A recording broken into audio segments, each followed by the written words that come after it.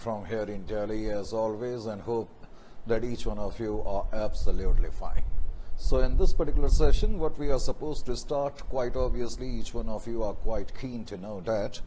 So we have been in fact receiving lots of messages, so we have taken that into account, and for the same we are now actually in this particular session have decided to take up what we call rectification of error. This is the chapter, as I said, regarding which lots of messages, requests were being what we call made. So in fact, to be very honest with you, we are giving you all this lecture in a revised mode, correct? So that's perhaps a little bit of delay. Otherwise, the rest of the things as usual we are going to give you the most deepest possible study. So rectification of error, as far as is concerned, as each one of you know, from the examination point of view, you definitely are bound to get a short question of at least 4 to 5 marks, correct? So what exactly the rectification of error is, as far as this particular level is concerned, I am very sure that each one of you are already familiar with. That is a good thing about that, but in spite of that, actually we are going to take some what we call interesting points to make the chapter as far as possible easily assimilable, correct? So here we go and come to the business end. So rectification of errors, this is the chapter which we have, as I said, decided in fact to pick up in this particular session, and of course in the next 3 or 4 sessions. So rectification of errors, first let me write the title and then I will make you understand the concept. So first, rectification of error, here the title is rectification of error. Of course, this is the title of the chapter, rectification of errors. I have seen actually through my experience many students unnecessarily have many hunches regarding this particular chapter. Some feel that it's pretty complicated, while there is other segment which feel that it's pretty tough. But let me make it absolutely clear, it is neither very tough nor very complicated, neither very tedious. But if grounding is perfect, then of course things, as you will later on realize, were definitely not the ones which you were nursing. It's pretty easy chapter, to be very honest with you. So here we go and pick up this particular chapter. Now, as far as rectification of error is concerned, first of all, let me clarify this particular meaning, rectification of errors, correct? This is a rough work right now, so you need not require to write. When I will ask you to write, then only you start what we call writing the things, correct? As far as rectification of errors is concerned, first we are trying to understand the concept, what we are supposed to do in this particular chapter, rectification of errors. See here, we need to understand the meaning of rectification very correctly, correct? Then only we shall be in a position to rectify the things. For example, I purchased a furniture, purchase of furniture,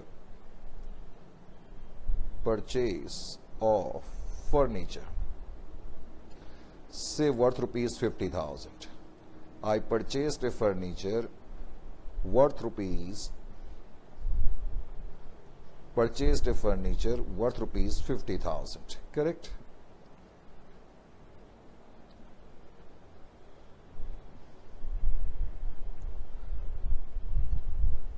Now, what happened? Our accountant, who was not very experienced or was in a hurry or was sleeping, whatever may be the reason, what entry he passed for the same? Purchase of furniture worth rupees 50,000. He passed this entry. Of course, this is a wrong entry. He thought that he is purchasing something, so he simply debited purchases account, correct? He simply debited purchases account. He was half asleep, or what we call he was tensed, or he was what we call lost in his domestic problems. Whatever may be the reason, he committed this blunder. He debited purchases account because he was under the impression that he was purchasing something. He wrote the entry, purchases account debit 50,000 to bank account. This is the entry he passed, correct?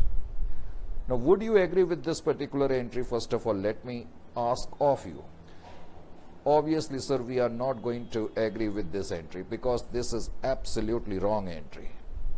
Why it is a wrong entry? Because we are purchasing Furniture, when we purchase some goods which can be classified as assets, then in that case, as each one of us know, that purchases account is not debited, rather the said account is debited. So my correct entry should have been, this is the wrong entry which we have already passed. Correct, this entry has been passed. Let me hold the red pen also. Correct, this entry has already been passed. This act has been performed. When I am saying this act has been performed, it means this entry has already been passed. Now, if I would ask you to let me know the correct entry, then obviously each one of you will let me know the correct entry. I am very sure about that, and you will let me know that, sir, please debit furniture account. This is furniture account, correct? F/F in short form I have written. So furniture account debit 50,000 to bank account. Of course, this is the correct entry. Correct? You know very well. You are smart fellows, I know. So you have told me the correct entry. Unfortunately, this is the correct entry you are letting me know right now. It means this particular entry hasn't been passed. The entry which has been passed is the wrong one, that is purchases account debit to bank account, and this entry is not yet passed. We are simply what we call thinking that what exactly the entry should have been. So correct entry would have been furniture account debit to bank account. So this entry is not yet passed. Now if I would ask you to rectify this, there are two ways to rectify. One is very simple. I can simply make a cut like this, correct? I can simply cross it out, this entry, correct? Or I can erase it out, or I can simply what we call turn out this piece of furniture. There are many things possible, correct? But remember, when we write the entry in general books. You cannot simply tear it apart, or neither what we call you can tear apart any page. I will let you know in a short while why. So one is very simple way. I can simply cut down, I can erase out, and as I said casually, jokingly, that you can tear apart the paper. This is one way, and you can simply what we call write a new entry, the correct entry. But unfortunately in accounts we never adhere to such policies or practices. The act which has been performed, the entry which has been performed, even though it is wrong, we are not going to touch it. But we will have to do the rectification work. So rectification doesn't mean that you are rectifying this entry. Here rectification indirectly means actually you are rebalancing the things. What I mean by rebalancing the things, try to understand. First of all, we need to understand the perfect meaning of rectification, correct? See here, because I have passed this wrong entry, correct? Obviously, as we know, after the entry we prepare the ledger accounts, so we must have prepared purchases account and bank account, because we have written this entry. Are you getting my point or not? We have written this entry. On the basis of this entry, we must have prepared purchases account also. So purchases account and bank account. On the basis of this wrong entry, purchases account is getting a debit because of bank account. So I will write here to bank. On the debit side of purchases account, this is debit side, this is credit side, correct? This is debit side of bank account, this is credit side of bank account. So here you must have written 50,000. And in the bank account, because bank account in the entry is getting credited, you must have written by purchases. So this wrong entry has led to this posting. Now, as you know better than I, this ledger account is reflecting a balance of, if I will balance it, it is reflecting a balance of 50,000. Could you tell me, is it a debit balance or credit balance? Sir, it is a debit balance, right? It is a debit balance because debit side is bigger. Similarly, as you can see, the bank account will reflect balance carried down here. This balance, if I would ask you, debit or credit balance, you should be in a position to let me know that it is a credit balance because credit side is bigger. Now, because of this wrong entry, remember you have passed this wrong entry, you must have prepared the ledger account too. Now, the problem is that because of this wrong entry, these ledger accounts are reflecting quite obviously balances which are not correct in our eyes, especially the purchases. Because when we are writing purchases account debit to bank, logically mistake is committed in purchases account. There is no mistake in what we call bank account. Whatever we may purchase, the cash will move out of the business or our liabilities will increase, quite obviously, correct? So there is no mistake as far as bank is concerned. There is a mistake as far as furniture is concerned. I just simply told you that in accounts actually we never adopt policies such as cutting down the old entry, rubbing it out, or simply erasing it out, or as I said earlier, simply tearing out the what we call that sheet in which we have written what we call this entry. Because if we are going to adopt such practices, tomorrow our accounts will be audited, isn't it or not? There is an audit. So when our accounts will be checked, scrutinized by the auditors, definitely they will raise their eyebrows quite widely. Man, what you have done? When they are going to find what we call lot of crisscrossings or what we call overwritings or rubbing signs. And definitely, as I told, we cannot tear apart the page also because there is serial numbering of the pages. They will ask several questions where this page has gone. That means the needle of what we call suspicion would be raised. So that is the reason we never adopt such practices. So how to rectify then this? That is the point I am trying to bring to your notice. When, even though the name of the chapter is rectification of the errors, but you consider it or construe it as rebalancing of errors, correct? Because we are technically not rectifying this. We are going to leave this entry as it is. The act which has been performed, we are not going to touch, we are not going to influence that act which we have already performed. Rather, we will have to think of something, a new act, whereby this mistake automatically gets neutralized. Are you getting my point or not? So technically, rectification of error doesn't mean we are going to actually influence the act which we have already performed or the entry which we have already what we call committed down. Rather, we will have to think something new. So we will think what possible entry now we should pass so that things become neutralized. Logically, now think this should have been your correct entry. Correct? You are thinking this is your correct entry. You are not writing it. Remember one thing. You are simply thinking this is your correct entry. This should have been your correct entry. If this entry would have been passed, correct entry would have been passed, then what would have been the situation as far as ledger account is concerned? See here.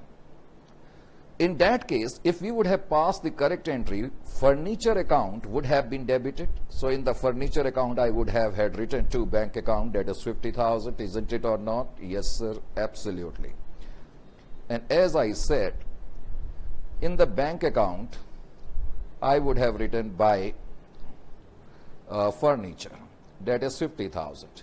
Point here is that on the basis of correct entry, when I am making these two accounts, there should have been a balance in the furniture account, debit balance in the furniture account 50,000 on the basis of this correct entry, and there should have been a credit balance in the bank account on the basis of correct entry. Unfortunately, even though after passing the what we call wrong entry, we find that there is no mistake in the bank, because even in the correct entry, you can find out, you can see in fact that bank is credited. So logically the mistake lies here in the furniture account. So basic rebalancing act here means that you have to think of an entry so that your purchases account balance gets 0.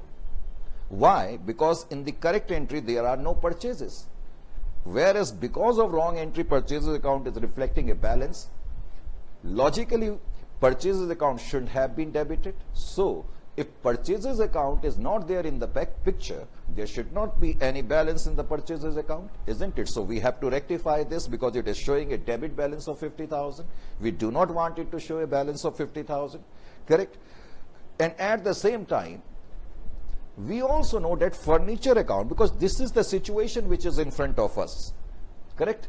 At the same time, we want to know what is the balance in the furniture account, because according to the correct entry, there should be a balance in the furniture account worth rupees 50,000.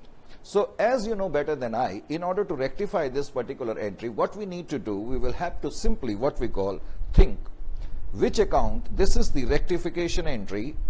Logically, it is a rebalancing entry. But anyway, we will still continue with the name rectification. We do not want to play with the names, correct? Only thing is that we want to refine the meanings away bit. So we are not rectifying, we are not touching this entry. We are going for a new act. That when we are thinking of a new entry, and the entry should be such that it rebalances the errors which have got committed on account of this particular entry, correct?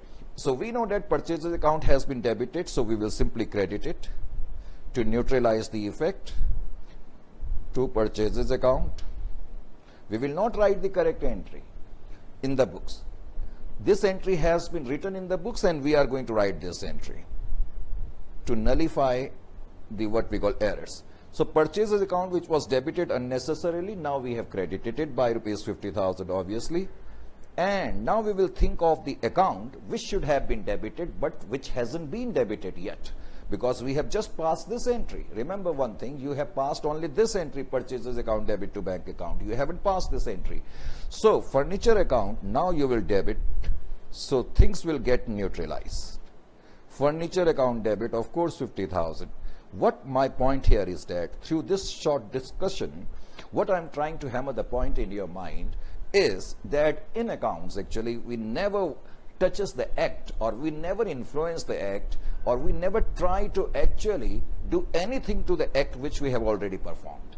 We will have to think of a new act whereby the wrong act which we performed earlier gets neutralizes. That's all. This is the way to go about this particular chapter. Once this particular thing will become absolutely crystal clearer, then you can understand the further groundings of this particular chapter in a better manner. So now, because we have passed this rectification entry, on account of this rectification entry, see what is happening. Purchases account is now getting credited. So on the credit side of furniture account, I will write buy furniture. So because I am writing furniture here 50,000, we have already written 50,000 here. So unnecessarily balance which we were getting will get 0.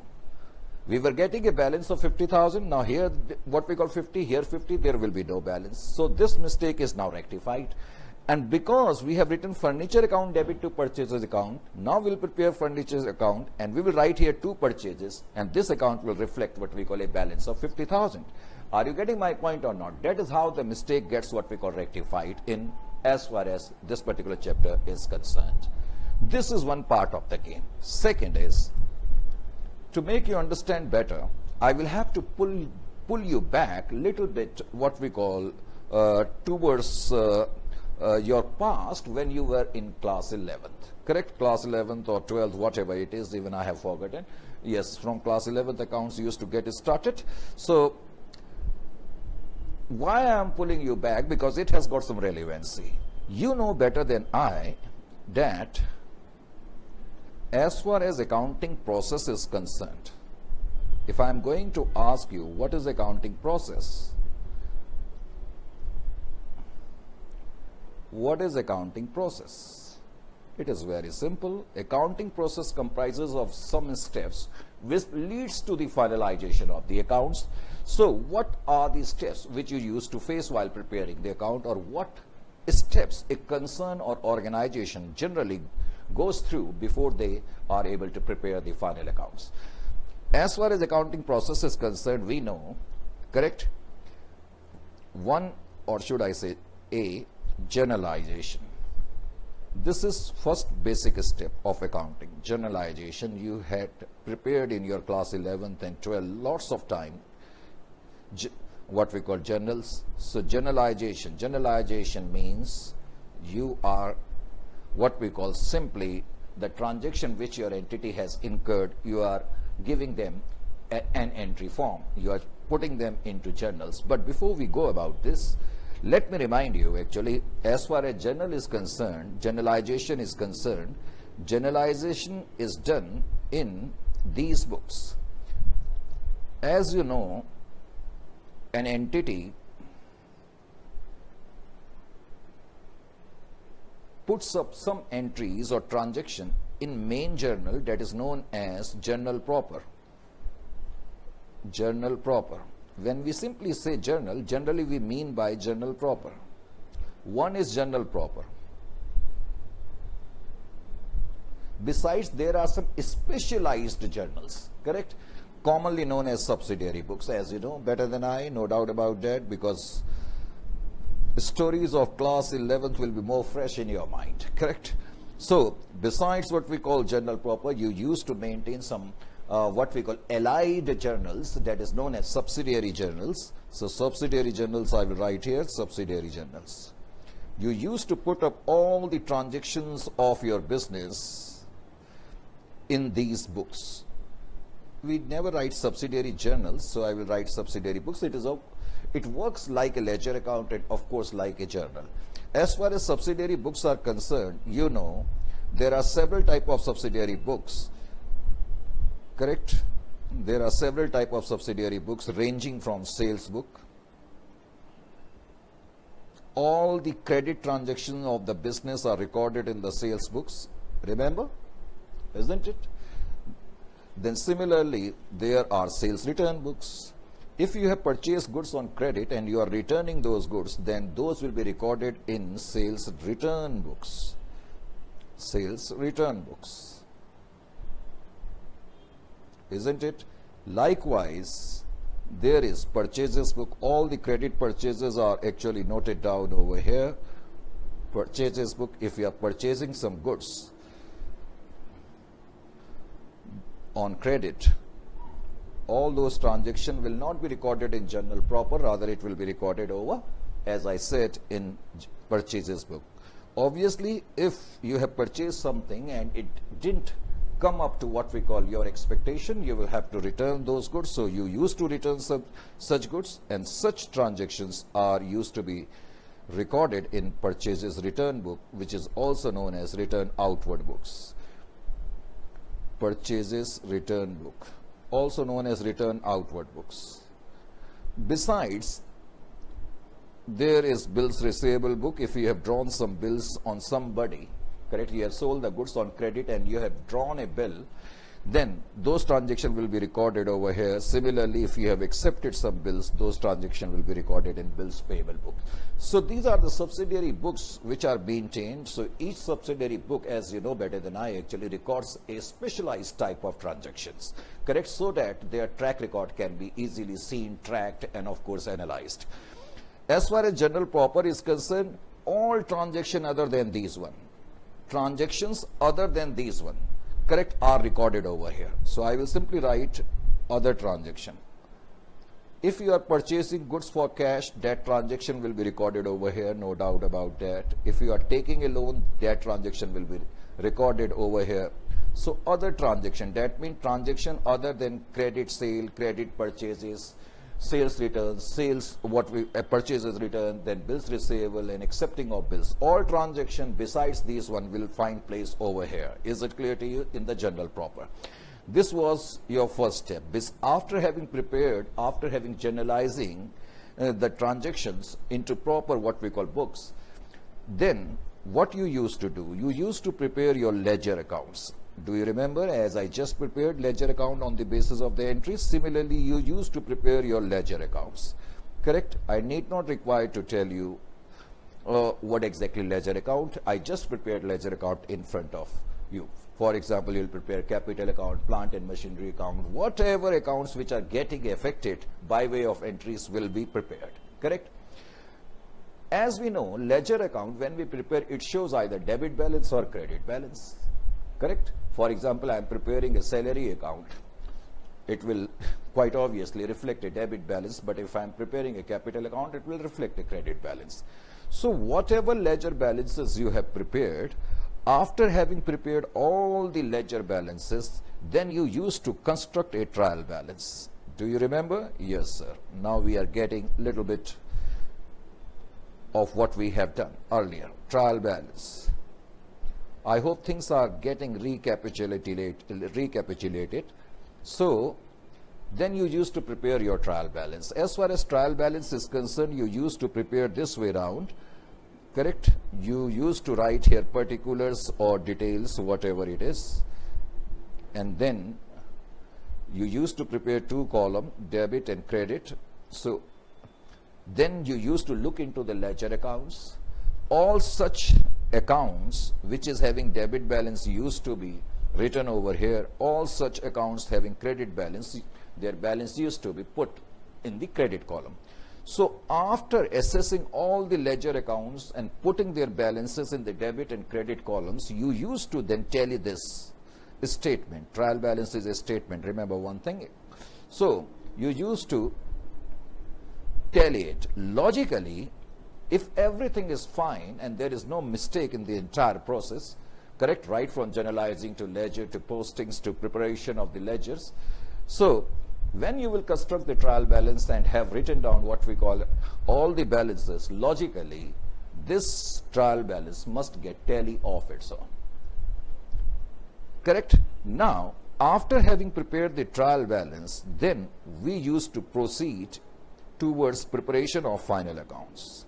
This is considered as the last accounting stage.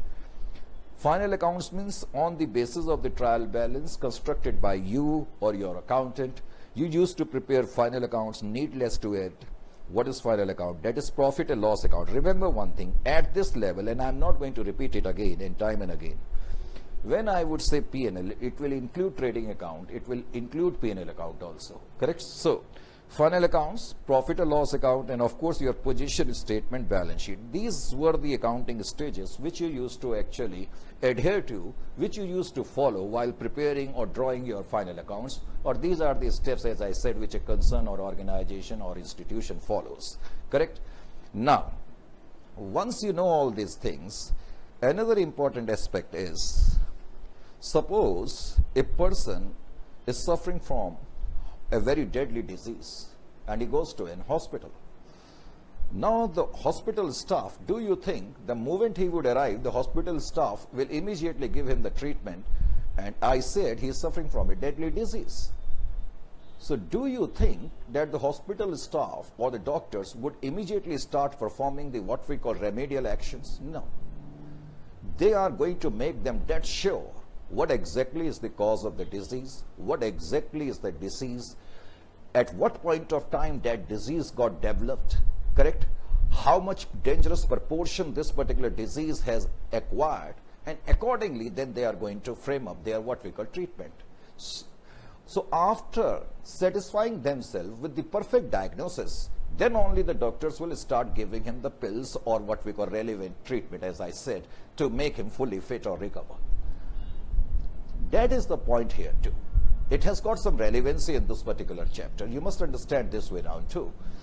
Why I brought this particular example in front of you, just pay attention.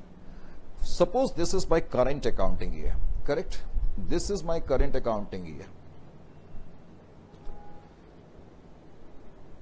This is my current accounting year. We presume the current accounting year is starting from 1/4/2020 and ending on 31st of 3/21. Clear? Fine, sir.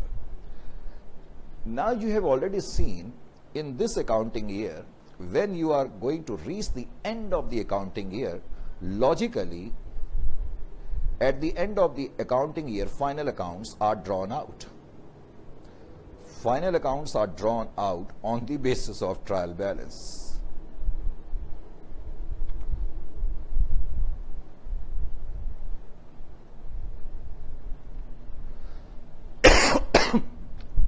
When we will reach the end of the accounting year, we should have a trial balance of all the transactions which our entity has incurred during this entire accounting year, correct?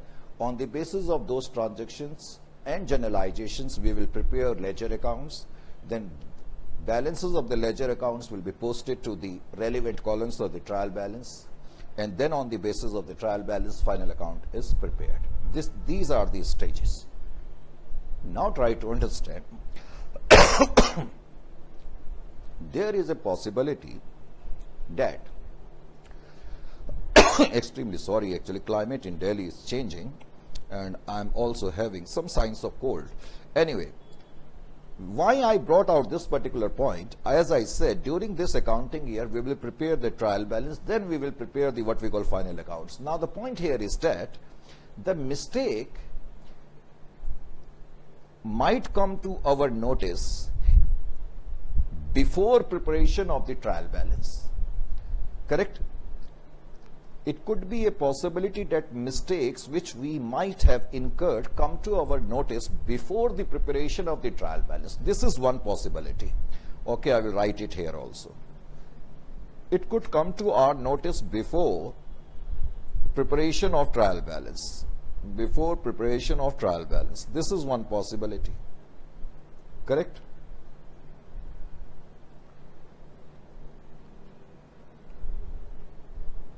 Is it clear to you? Then, there is another possibility that error may come to our notice or error gets detected after preparation of trial balance.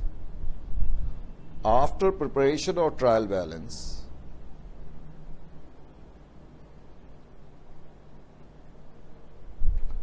After preparation of trial balance.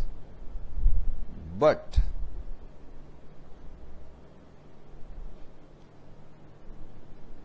before final accounts, because there is generally some gap. You cannot prepare final account in one day, correct? So you have prepared the trial balance, but you haven't yet prepared the final accounts. So it could be a possibility, as I said, the error may come to your notice or error gets located, detected after preparation of trial balance, but before final accounts. Okay, I will simply write FA means final accounts. This is yet another possibility. Or it could be a possibility that error may be detected after having prepared the final accounts. This is third possibility. Error may get detected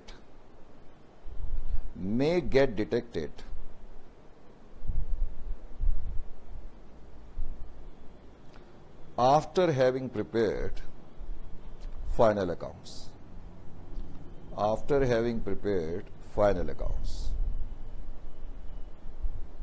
This is yet another possibility.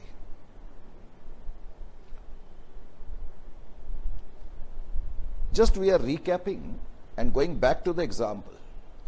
That person who was suffering from a deadly disease, now doctors start diagnosing him. Suppose the first diagnosis reveals that this particular disease is in a minor stage. Suppose this disease has acquired dangerous proportion. Do you think the treatment will be same in both the cases? Absolutely rubbish. It is not possible. It is ridiculous. That is exactly the case here. And that is exactly the reason to divide the entire chapter of rectification of errors into these three stages. Correct? We will find that there are some errors which gets located before the preparation of the trial balance, and accordingly we will do the treatment. And similarly, there is a possibility that errors are located after having prepared the trial balance but before the final accounts. Accordingly, the treatment will be done. And as I said, sometimes errors get detected after having prepared the final account. It means we have moved over to the next accounting year. This is a case of next accounting year. Because once you have prepared the final account, it automatically means you have moved over to the next accounting year. Correct? So treatment will be different. So that is the reason, first of all, you must get into your mind that you simply cannot assimilate this chapter on some superficial grounding. No, that is why you will always have some problems in this chapter. So once you have a thorough grounding, you will understand the proper treatment. So first thing first is that you must be absolutely aware of these concepts, that rectification of errors, when we rectify the things, when we rebalance the things, we need to know the point of time where the mistakes are getting located, and accordingly we are going to do the rebalancing it, that is rectifying the rectification. Is it clear to you or not? You got my point or not? So after having a bird's eye view of the rectification of errors, before we move over to the what we call wider horizons, let me in between actually write some theoretical notes, because as I said, even in the previous session, I have seen that in the examination they have tossed up some theoretical questions also from this particular chapter, correct? For example, each one of you should be quite well aware of which are the type of errors which affects the trial balance, correct? So some theoretical discussion we are going to have now. Theoretical notes.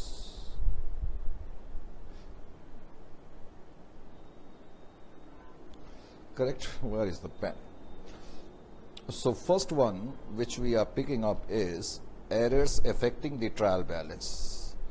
Errors affecting the trial balance.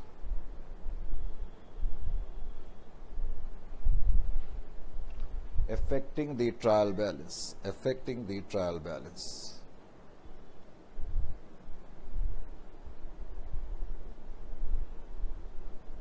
Errors which affect the trial balance, correct? Now you are quite well aware of these stages. So by now you should also be aware of which type of errors will affect the trial balance, and of course later on I will also let you know which are the errors which won't. So first we are picking up the errors which are affecting the trial balance. For example, A, wrong totaling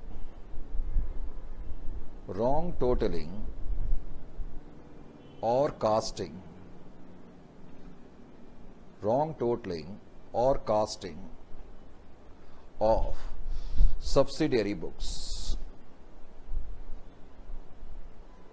Subsidiary books.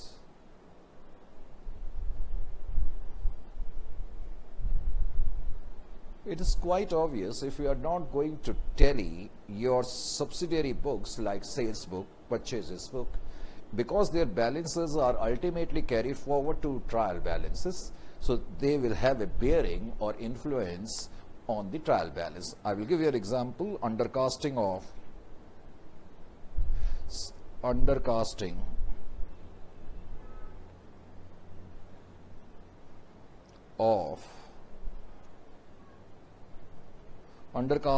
overcasting of sales book.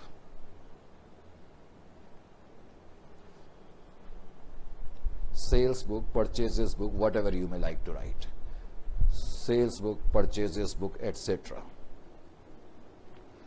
1. Example 2.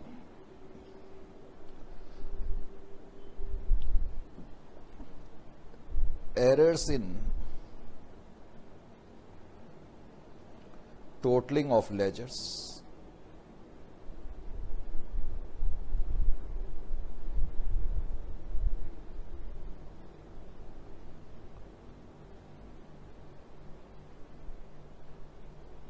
Because ledger balances too will be taken to the trial balance, isn't it or not? So it will have an effect, as I said, as far as preparation of trial balance is concerned. Posting of wrong amount. Now, posting of wrong amount, what does it mean first of all? Posting, word posting is important. Posting of wrong amount. What does it mean? Posting of wrong amount means, see here,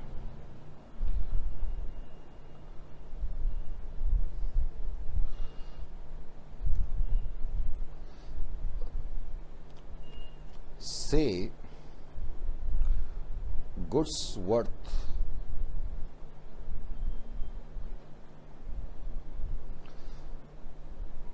$50,000 purchased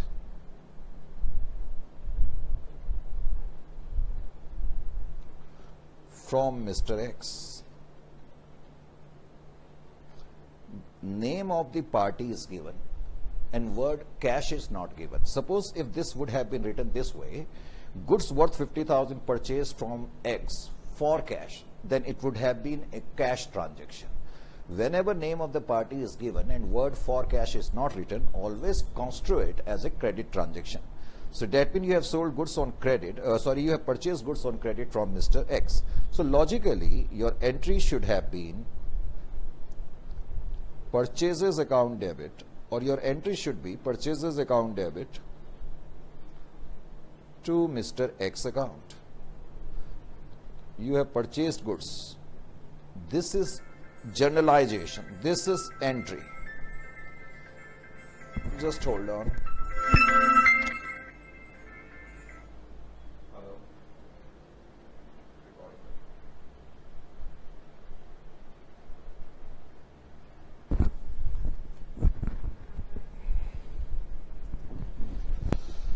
So I purchased goods on credit, correct?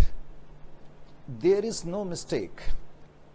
What I have written, posting of wrong amount. Let us say if I am preparing ledger account of Mr. X. If I am preparing ledger account of Mr. X, logically I should write here by purchases and I should write 50,000.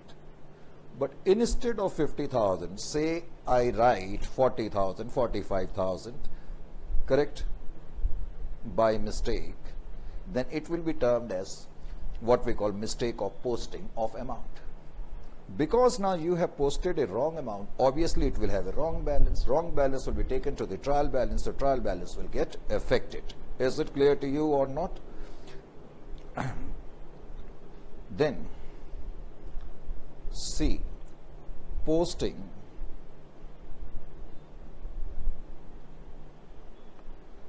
on the wrong side. Posting on the wrong side of an account. Of an account. Now we take the same case. Same entry. Now in this case what is happening? Let us say when I am preparing X account, logically I should write as per this entry by purchases towards the credit side 50,000. I write 50,000, but instead of writing it towards what we call credit side, I write it what we call say towards debit side. Now this will ultimately lead to a problem, isn't it? And this balance, their balance will be wrong, and this wrong balance ultimately will be taken to the trial balance, so it will have an effect as far as trial balance is concerned. Omission. Omission of an amount. Omission of an amount. Omission of an amount in the ledger.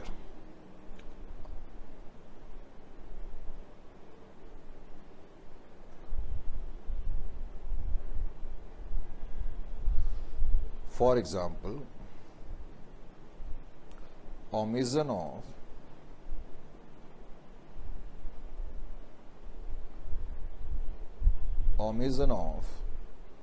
total of omission of total of any subsidiary book, any subsidiary book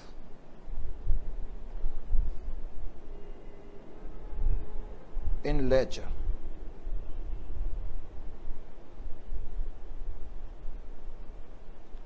or omission of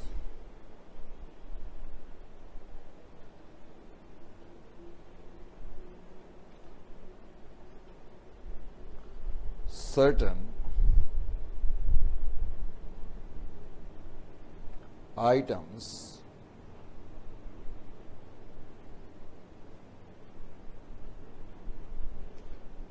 from subsidiary books. I have written subsi books. I hope it is actually subsidiary, correct? Subsi books. It's a pretty long word, so I have shortened it into the ledger.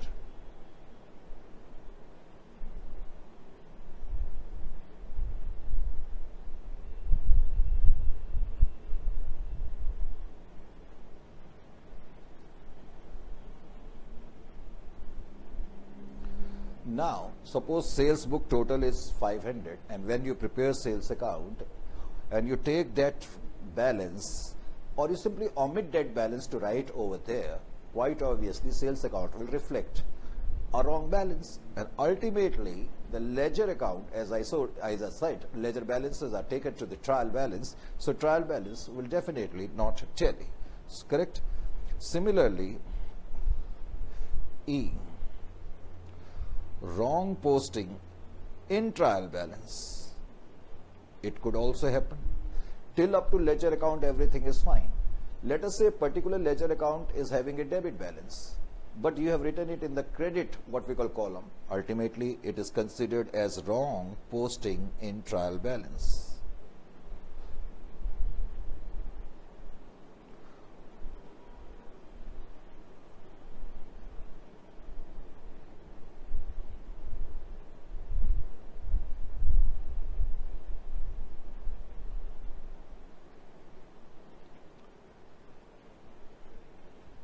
Or it could also happen that you will write a wrong amount in the entry itself. Writing a wrong amount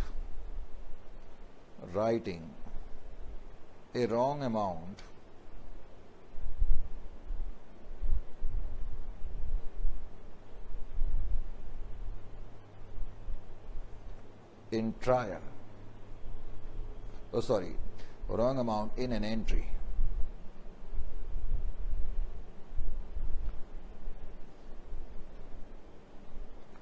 I purchased goods worth rupees 50,000 and I pass the entry purchases account debit to cash account. Instead of 50, I write 60. It is a mistake.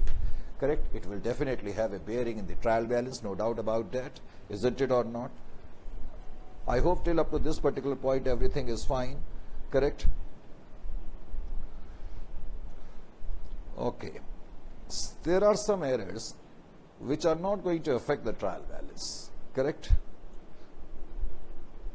Errors not affecting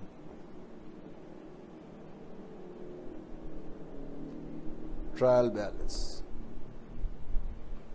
Not affecting trial balance.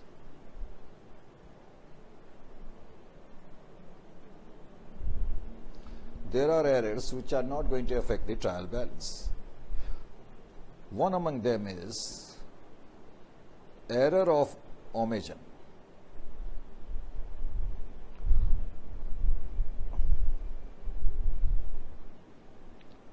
Error of omission means when you forget something to note down. Correct? Because such errors arise when a transaction is completely omitted from the books of the accounts. You want me to write that? Such errors arise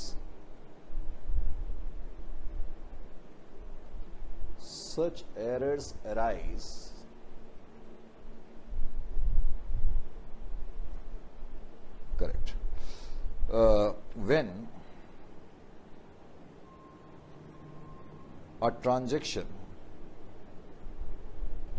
when a transaction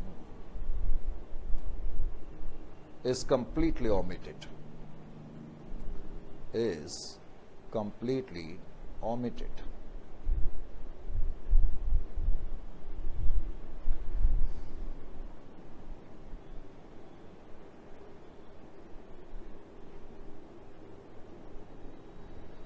Correct?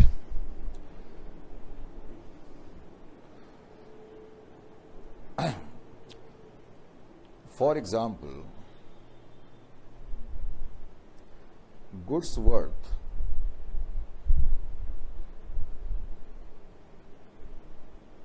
rupees 12,000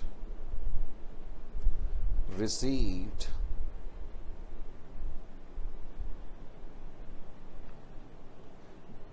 back, that means goods have been returned to you.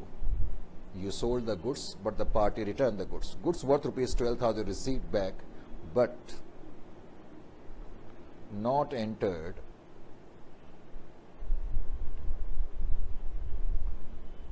in the books. So it is a complete omission. there is no mistake, but there is omission. So it will not have an effect, what we call in the trial. Correct? Entered in the books. B. Error of principle.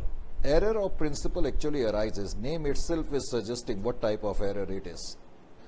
Error of principle.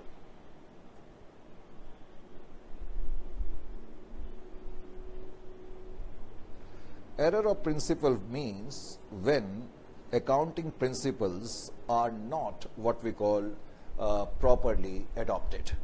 For example, as I just gave you the example, purchase of furniture, which is a capital expenditure, is being considered as a revenue expenditure because you debited purchases account, isn't it? That is error of principle. If there is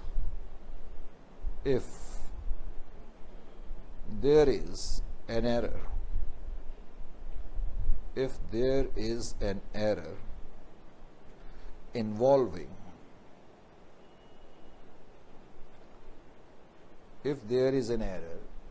involving accounting principles,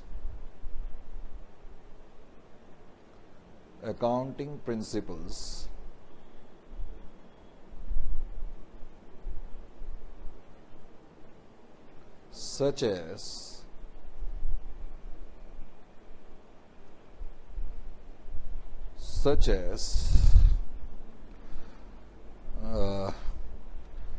distinction between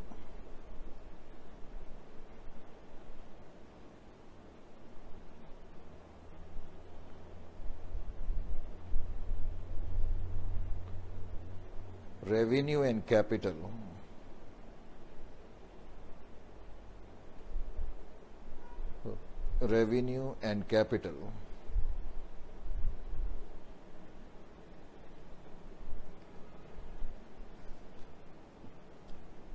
is not properly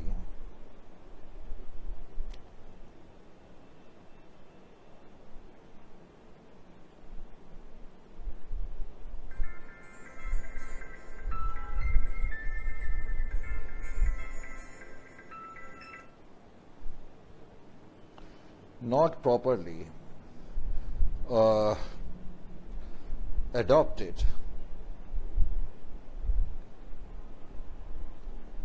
then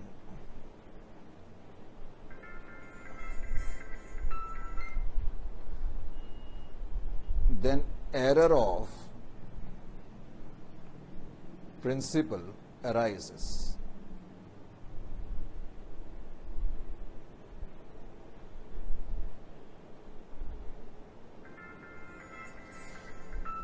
Just hold on.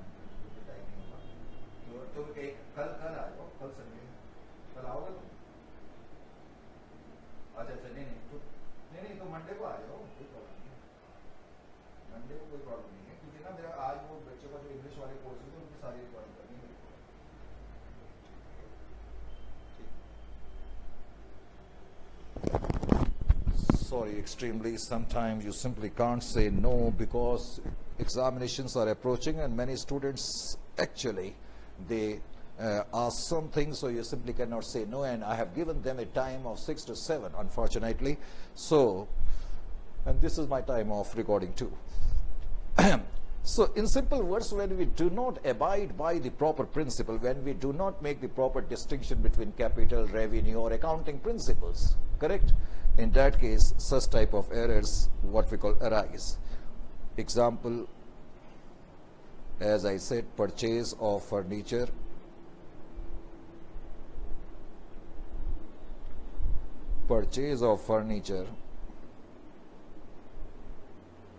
debited to purchases account.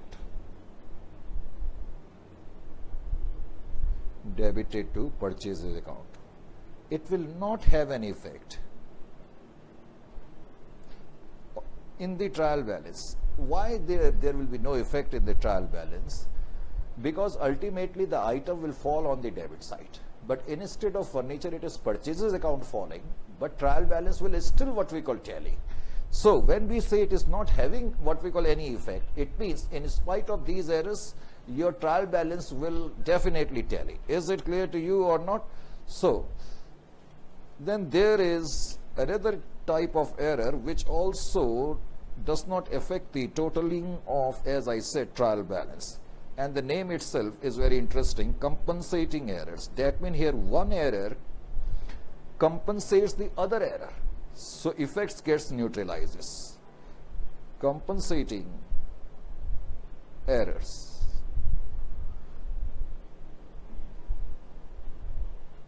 Now compensating errors are those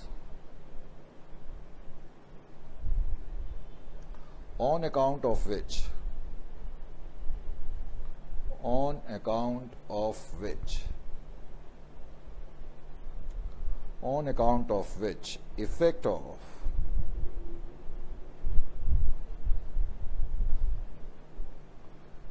effect of certain errors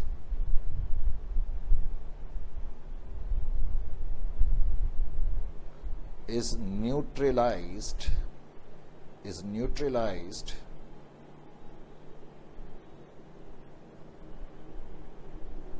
by the effect of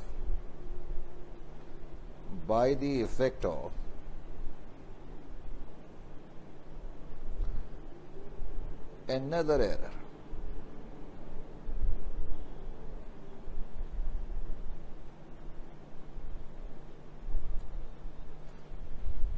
Quite obviously, you would love to have an example regarding this. Example, sale of goods to Mr. X. Sale of goods to Mr. F1 for rupees 5,000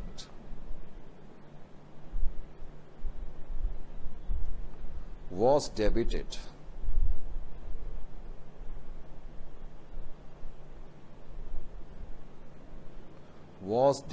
to Mr.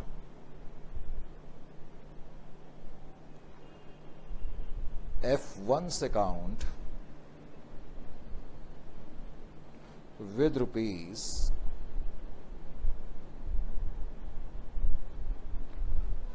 500 only.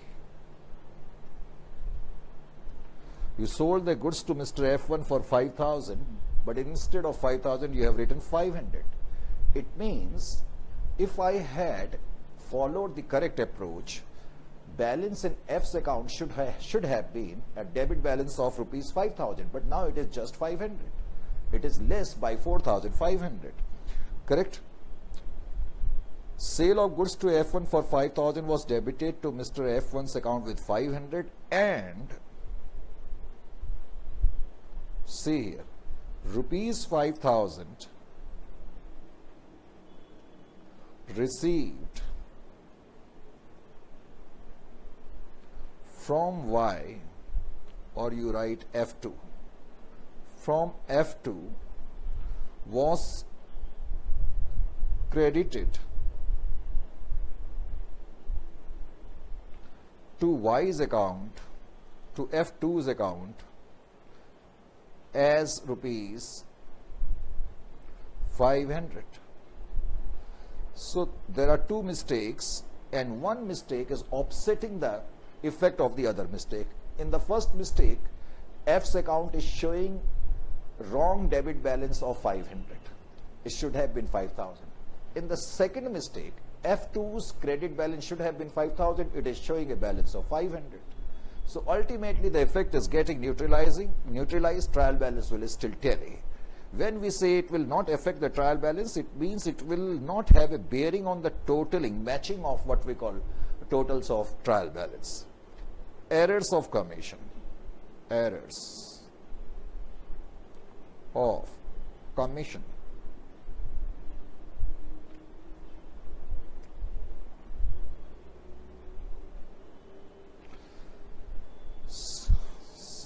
such errors are caused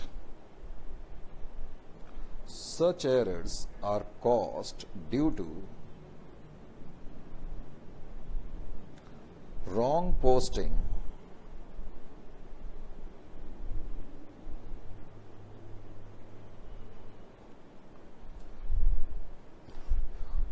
you can simply write wrong posting, correct?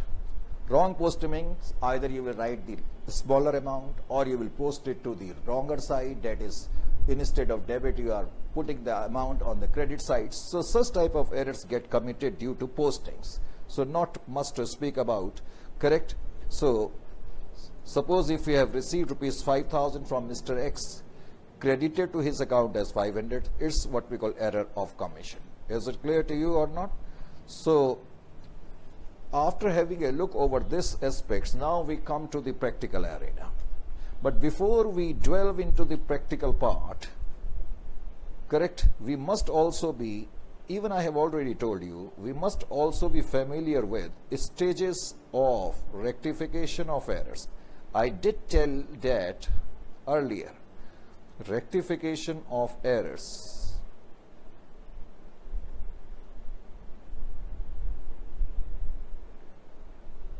Correct? We can broadly categorize this particular chapter into three parts. Errors. One is errors before preparation of. When I say errors, it means detection of errors before detection and their rectification. Before preparation of trial balance.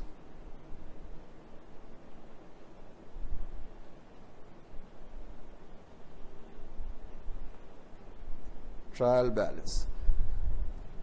And just few minutes ago, in fact in the last session or in this particular session itself, I don't remember, I did tell you that errors might get what we call detected. Errors after preparation of trial balance,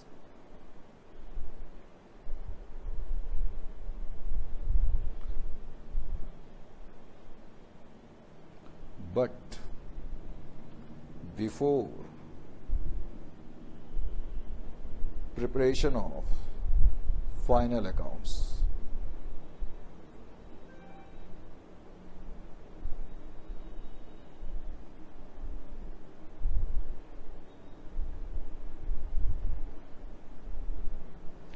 Correct?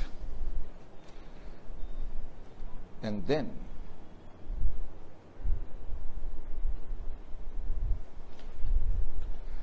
there is third type of error, errors after preparation of final accounts.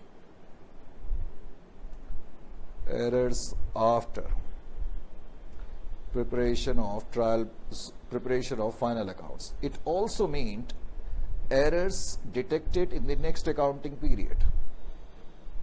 It also means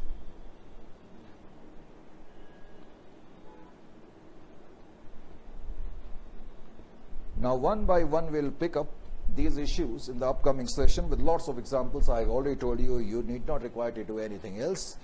Errors before preparation of trial balance could be one-sided or double-sided. Now what is this one-sided error or what is this double-sided errors? We all will have a good discussion regarding that in the upcoming session. So after having a what we call look over the initial concepts of rectification of errors, now we are going to actually supplement the discussion which we have had so far with some what we call illustrative examples. And to be very honest with you, I have already told you as far as this particular chapter is concerned, you are going to get a 4 marks question, correct? Not more than that. So even if you are going to actually go through these illustrations, which I am going to actually do, of course, I think that would be more than sufficient for you to actually tackle the problem which you would face in the examination.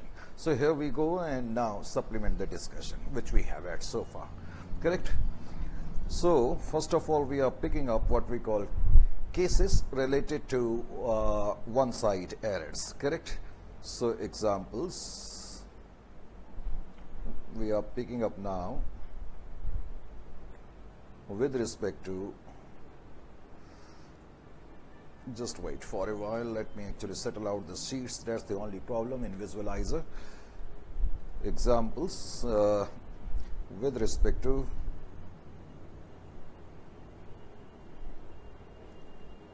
as I said, one-sided errors. By now you are very well familiar, correct, that we have segregated the rectification of errors basically broadly into two types. One where some errors actually take place before the preparation of the trial balance and some after that. And in fact, right now we are stressing upon the errors which have taken place before the preparation of the trial balance. So example with respect to one-sided errors, when I'm writing here, it means we are talking about one-sided errors which have taken place before the preparation of the trial balance, correct? So we will supplement it with some examples as I said. So let me pick up the pen first of all. Here we go. Example 1. Say you are given as purchases day book, purchases day book,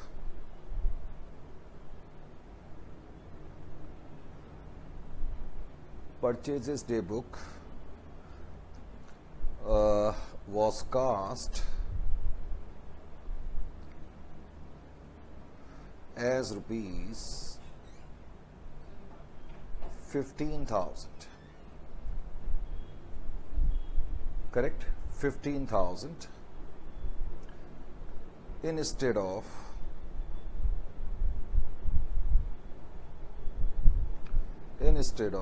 rupees 20,000. Now, in this case, first of all, you must understand the problem quite well. Purchases day book, as you know, is a subsidiary book and it acts almost like a ledger account also. So, purchases day book was cast as rupees 15,000. That means the balance of the purchase book was 15,000, but was rupees 20,000, but you considered it as 15,000. So instead of 20,000, you wrote 15,000 as the balance of the purchase book.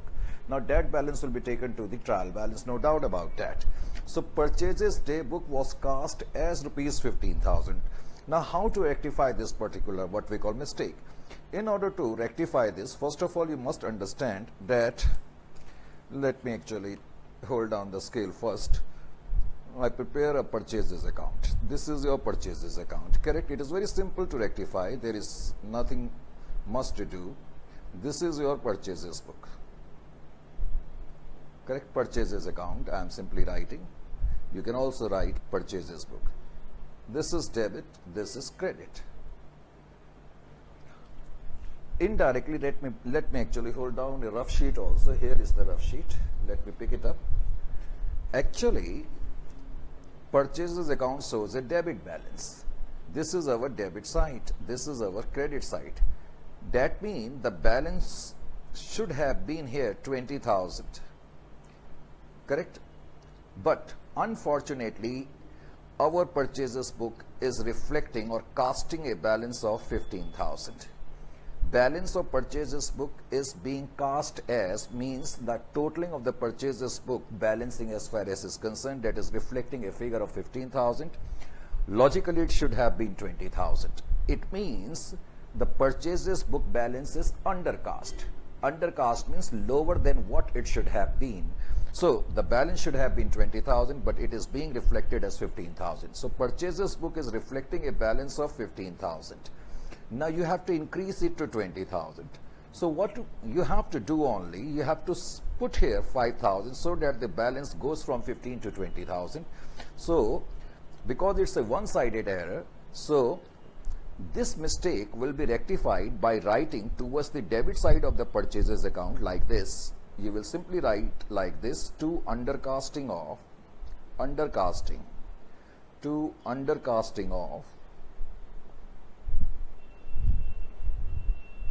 purchases book, to undercasting of purchase book.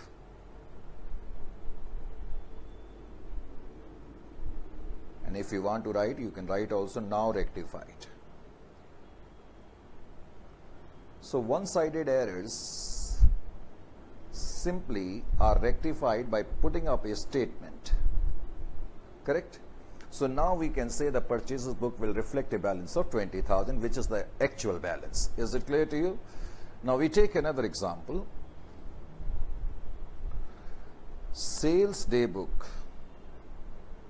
Sales day book was cost rupees 20,000 in place of 18,000. In place of 18,000. Before rectifying this particular mistake, let me make it clear to you. As far as purchases book is concerned, the natural balance is debit balance. As far as purchases book is concerned, its natural balance is debit balance.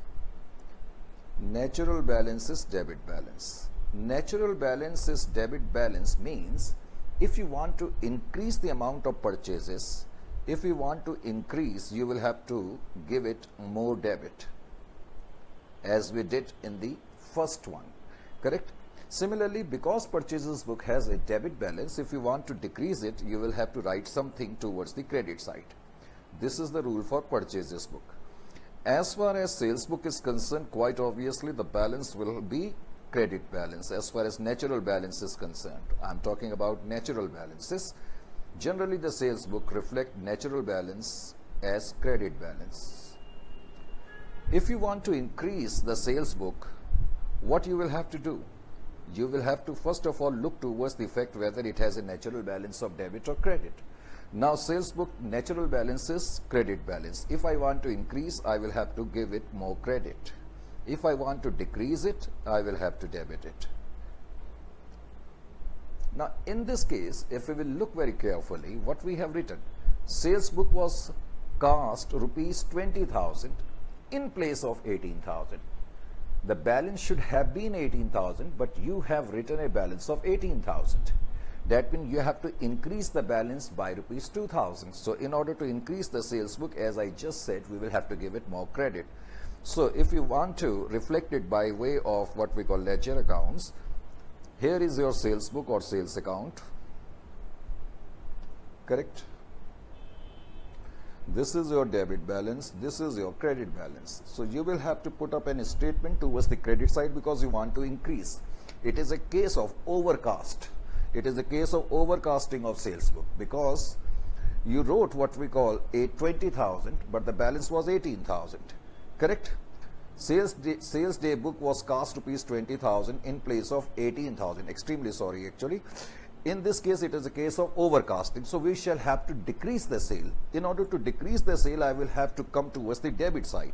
And towards the debit side, I will simply write to overcasting of sales book. Overcasting of sales book. Now rectified.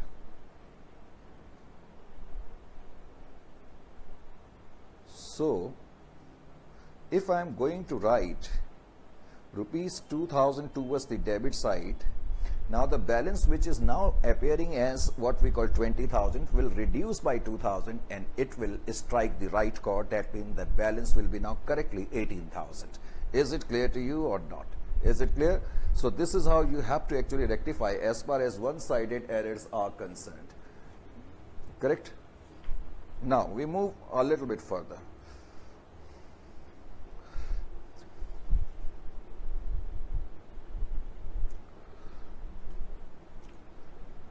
Example 3.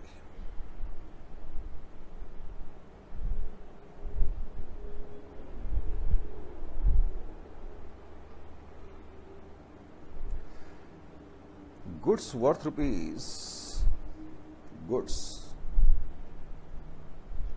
worth rupees, goods worth rupees 250 purchased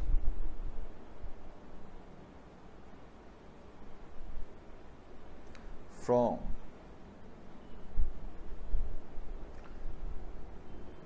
F5 brothers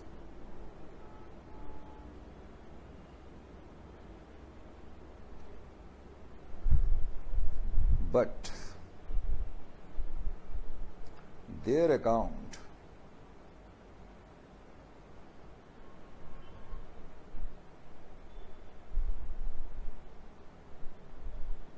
debited by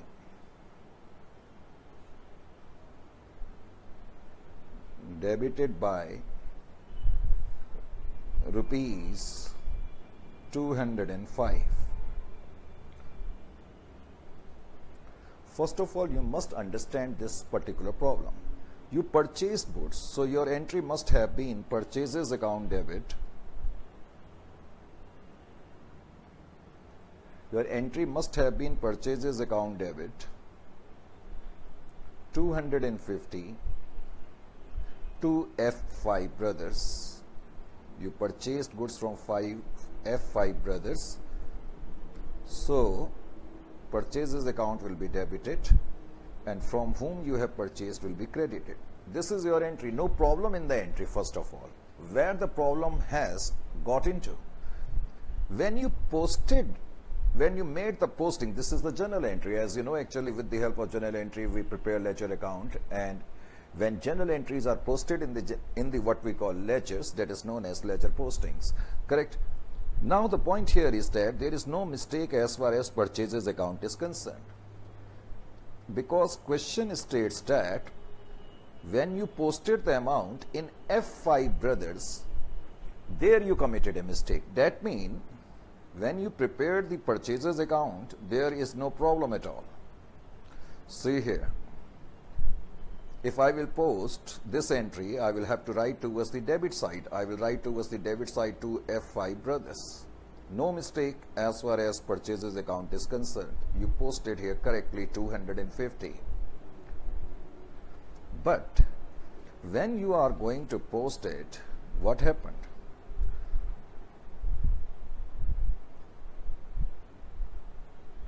See here.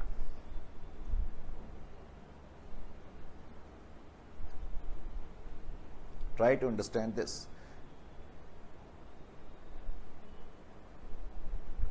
F5 brothers account. Suppose if you had posted correctly, suppose, then towards the credit side of the F brothers, because in the entry F brothers account is getting a credit, so towards the credit side you would have written purchases.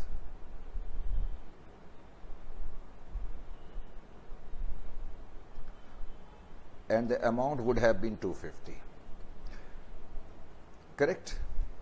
Are you getting my point or not?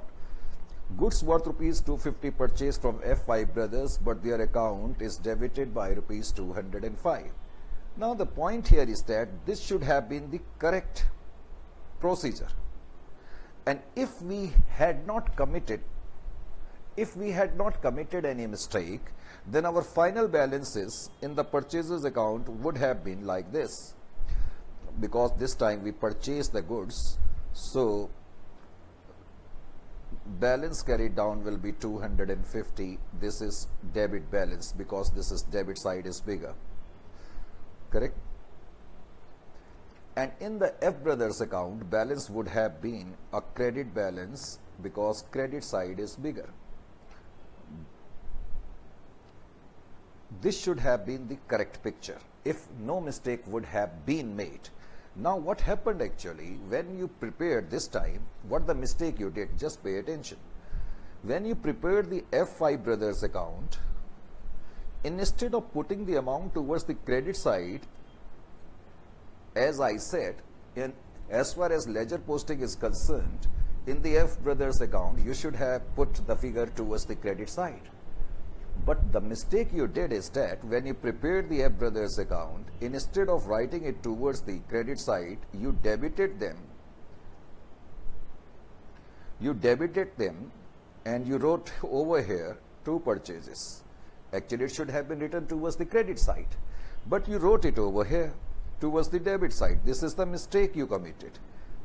Now Further problem is that instead of writing 250, you wrote here 205. Now the problem is that, try to understand, if no mistake would have been done, the correct balance in the F brothers account should have been a credit balance of 250. Should have been a credit balance of 250. Now, I have already written in the F brothers account 205, but I want the balance carried down to be 250. But I want the balance to be 250. How the balance can be 250? Because you have already written here 205. So you will have to write here something, correct? From where if we are going to subtract 205, the balance comes to 250. You have to think it this way around. You have already written 205, but you want a balance of 250. So I will have to think some figure. So what will be that figure? It is very easy to grasp. Imaginarily you tell it, this figure comes to 455. Now if you will write here 455, the balance will be 250. If you will write here 455, the balance will come to 250. Why? 455 minus 205 will be 250. Correct? So, I will write here, by mistake,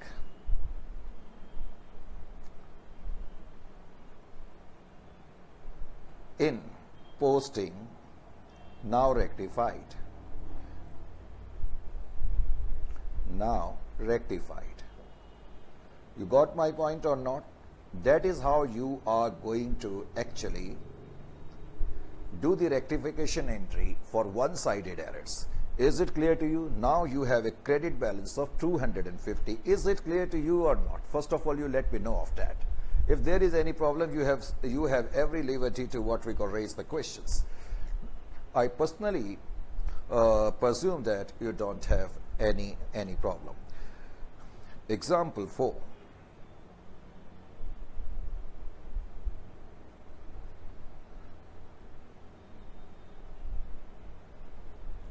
Correct? Example 4. Return inward books. Return inward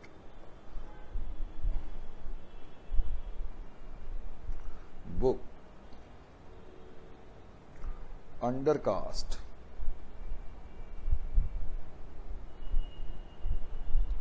by rupees 400. How will you rectify it? Actually, it is very easy to rectify, provided you know their natural balances. I have already told you, as far as natural balances of purchases book is concerned, purchases book natural balance is debit balance. Correct? And we know that sales book balance is credit balance. Now, purchases return is also known as return outward. So, purchases return book will definitely have, purchases return book shall have a credit balance as the natural balance. Similarly, sales book is having a credit balance as far as natural balance is concerned. Quite obviously, sales return book, which is also known as return inwards book, will have a natural balance of debit balance. So, if you know the natural balances, it is very easy to rectify this mistake. Correct? So, actually there is no need for you to prepare the what we call ledger account as I was doing earlier. That was to make you understand in a thorough manner. You can rectify this mistake. You can give the solution like this. Solution to 4. We know that sales return book, which is also known as sales return book, return inward book, which is also known as sales return book, is undercast. So we have to increase it. We know that sales return book natural balance is debit balance. So in order to increase it, I will have to put more debit. So that means on the debit side, now how the solution will be written? On the debit side, on the debit side of sales return book or return inward book, whatever it is,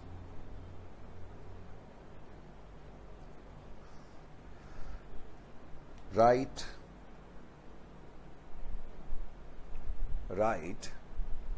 correct? What will you write? To undercasting of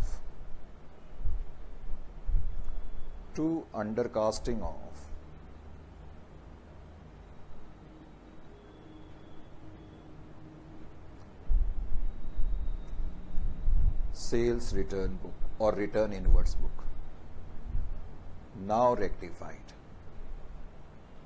So you can give the solution this way. There is no need for you to prepare return inward book rupees 400. Correct? This is how you can give the solution to this one. Is it clear to you or not? Correct? Now we come over to what we call, we have seen the cases of one-sided errors. Now we come over to two-sided errors.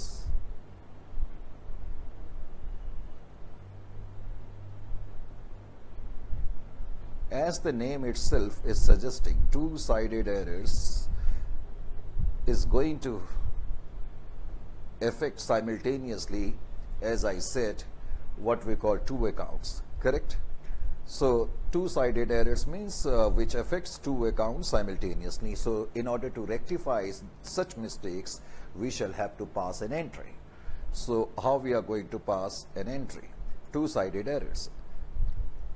First of all, let me write, it affects two accounts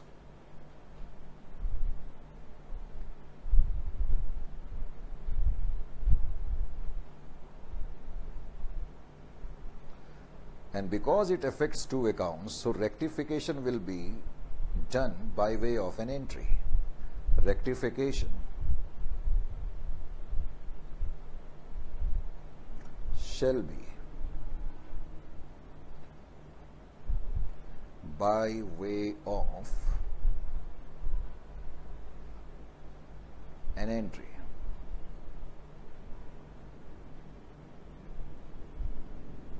Correct? Obviously, we are going to pick up some example. Example 5, let us say. 4 we have already taken. Example or cases, whatever you may like to write.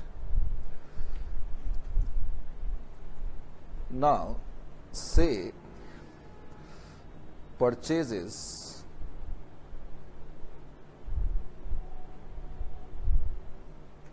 of goods. Purchases of goods worth rupees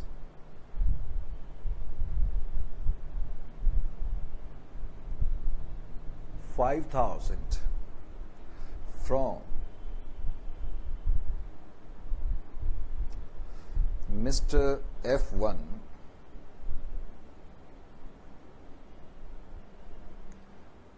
entered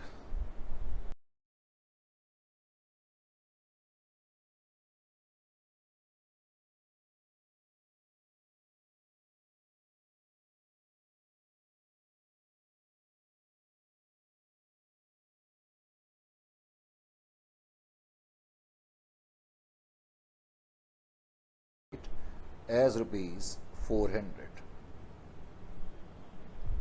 Actually, what is happening here? Just try to understand. You purchase the goods from Mr. F1. You purchase the goods for rupees 5,000. But your entry is like this.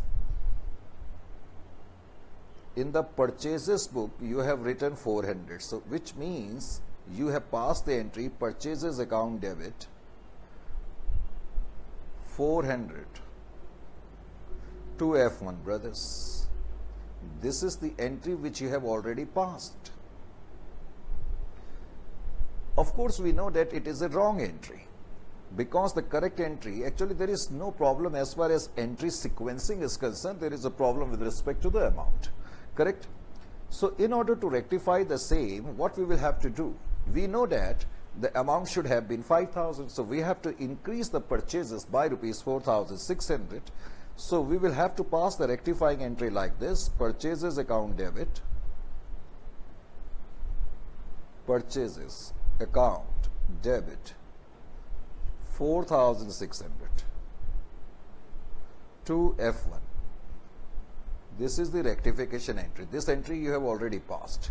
Of course, the entry which you have already passed shall be considered incorrect in the sense because amount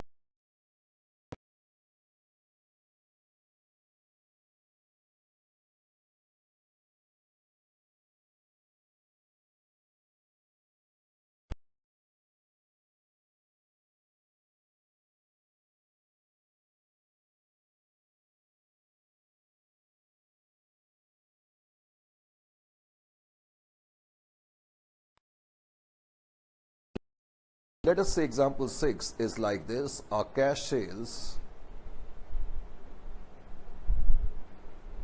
a cash sales of rupees 600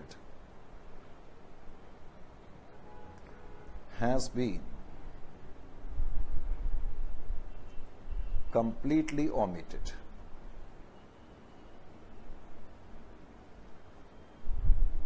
Actually, this time there is no mistake.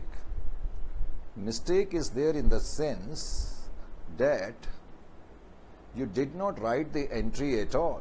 So in order to rectify the same, the thing which you did not did, now you will have to do. So that means in this case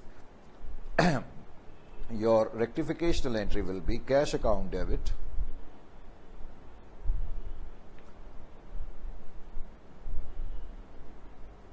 $600 to sales account. The entry you did not pass at all, correct? So this is very simple, no problem in it. 7th,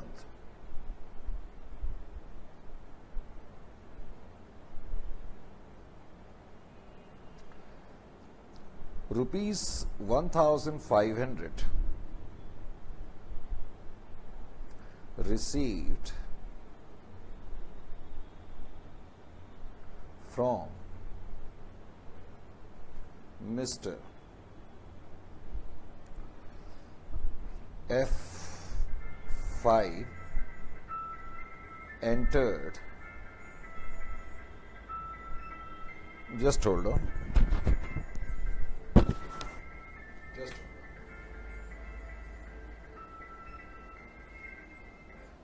hold on. Hello. Yes. Yeah.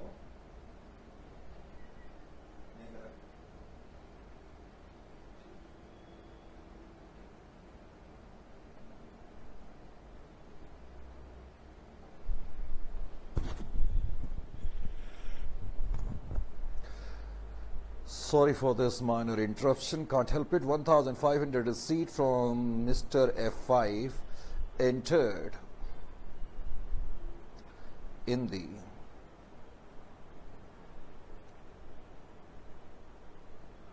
cash book as rupees 1,300. Okay, now I will give you the proper sequencing, correct? In order to solve this, it is not tough at all. Let me know what would have been your correct entry. Obviously, you did not pass the correct entry. When I say correct entry, it means the entry which should have been, but which you didn't pass. Correct entry would have been what?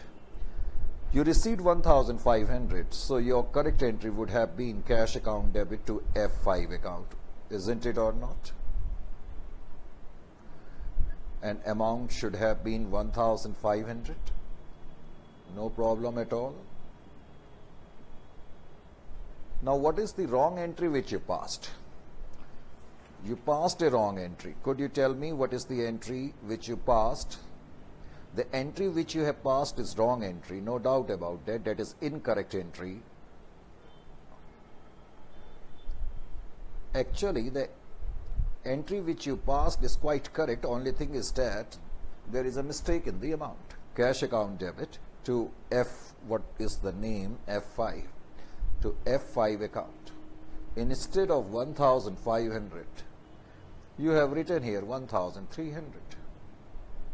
This is the wrong entry. Now, in order to rectify the same, this is our rectifying entry. In order to rectify the same, what I need to do? We know that cash should have been debited by 1,500, so we will debit the cash further by rupees 200. Cash account debit 200, and we will also what we call credit F5 by rupees 200, so that indirectly we reach over to the correct entry. Correct entry is the entry which we did not pass. We passed this entry and we rectified it. Now if we will combine these two entries, it will become equal to the correct entry. Is it clear to you or not? Remember one thing, right now we are picking up the cases which are basically dealing with with the errors which affects what we call two accounts, correct? And in fact, when I say two account, it could be more than two account also. So example 7 was the last one. Now we move a bit further. Example 8. Example 8. What is the example 8 now? Let us see. Rupees 4,500 paid for furniture.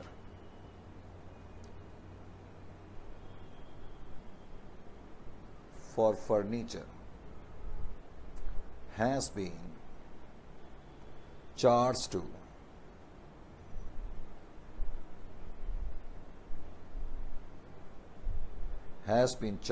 purchases account, correct? Has been charged to purchases account.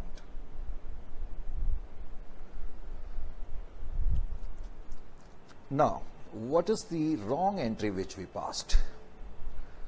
In fact, first you think about the correct entry. Well, I am writing CE. CE means correct entry. Of course, this is the entry which you did not pass. If you are purchasing furniture, if you are purchasing goods, then you can definitely debit what we call purchases account. But if you are purchasing an asset, that means such goods which can be categorized into some specific asset, at that time you cannot debit purchase. At that time you will have to debit what we call that particular account. So you are purchasing a furniture, so your correct entry would have been, or should I say should have been, furniture account debit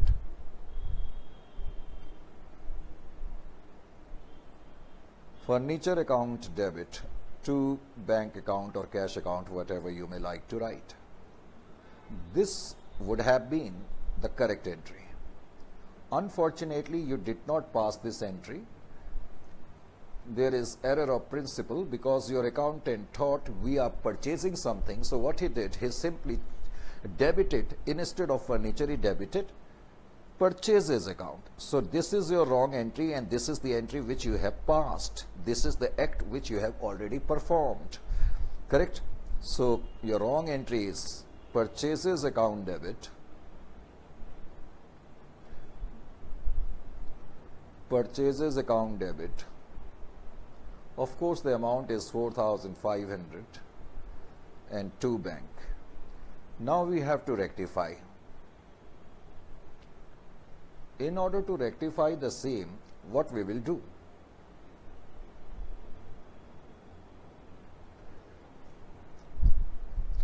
As far as correct entry or wrong entry is concerned, if you will look very closely and minutely, you would find actually that there is no mistake in the bank account. Even correctly bank would have been credited, and even in the wrong entry bank has been credited, so there is no mistake at all. As far as mistake is concerned in this account, you debited it unnecessarily. You should have had debited it. You should have had debited what we call furniture, but you debited it by purchases account. So in order to rectify the same, what I am going to do now, I am going to debit furniture because this is the correct account which I should have had debited, but which I didn't. So now I am rectifying the same. I am debiting it, furniture account debit. And the mistake is that we debited purchases unnecessarily. So I am now going to rectify the same by crediting purchases account to neutralize the effect to purchases account. So this will be the entry 4,500, 4,500. Is it clear to you or not? Similarly, now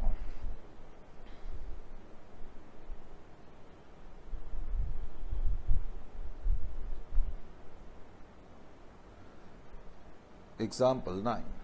Repairs and maintenance expenses, or simply repairs expenses,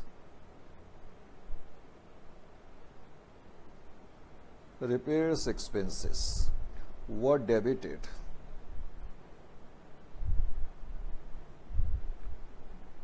to building account.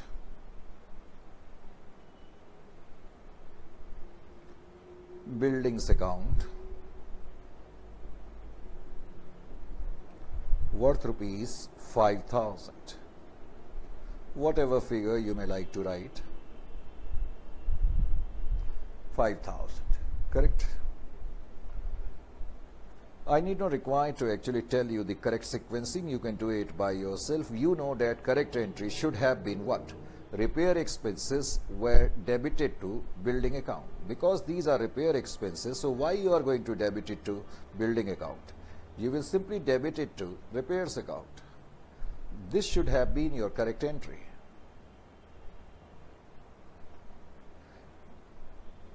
$5,000.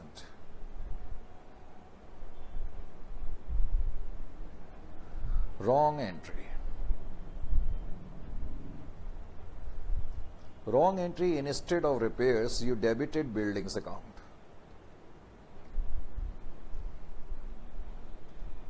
So similar to the previous case, even in the correct and wrong entry, you can see there is no mistake as far as bank account is concerned, isn't it? So mistake lies in the buildings. So in order to rectify the same, first you think the mistake regarding the account building. The building is debited unnecessarily, you have to give it credit, and repairs account should have been debited. So now you will debit it. Remember one thing, you haven't passed this entry. Repairs account should have been debited, so now you are debiting it. Repairs account debit 5,000. And building account which was unnecessarily credited will now be, building account which has been unnecessarily debited will now be credited to rectify the same. Correct. So some cases and illustration which we took to supplement the discussion which we have had so far. I'm sure actually now things are coming up to your expectations. Correct. So double-sided errors is not going to be a big problem because these are quite easy to handle. I'm very sure that you can manage all these things, isn't it or not? So we'll pick up some more, and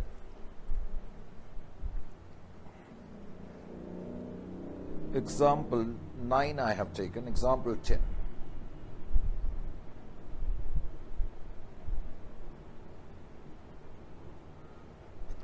Example 10. In this example, an amount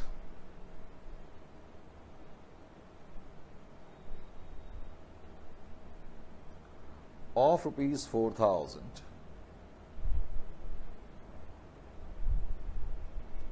withdrawn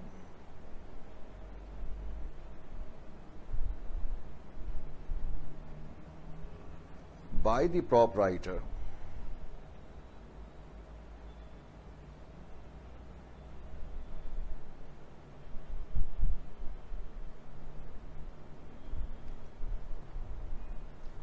for personal use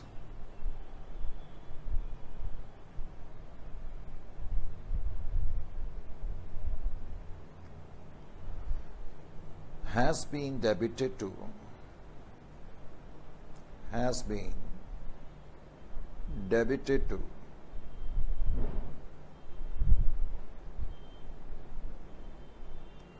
trade expenses account.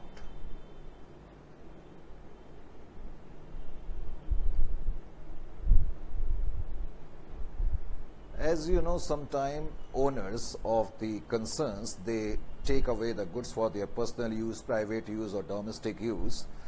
So when goods are withdrawn for personal use, our correct entry, unfortunately the entry which we didn't it, correct, the current entry should have been drawings account debit, because when we are withdrawing the goods for personal use, the drawings account is debited.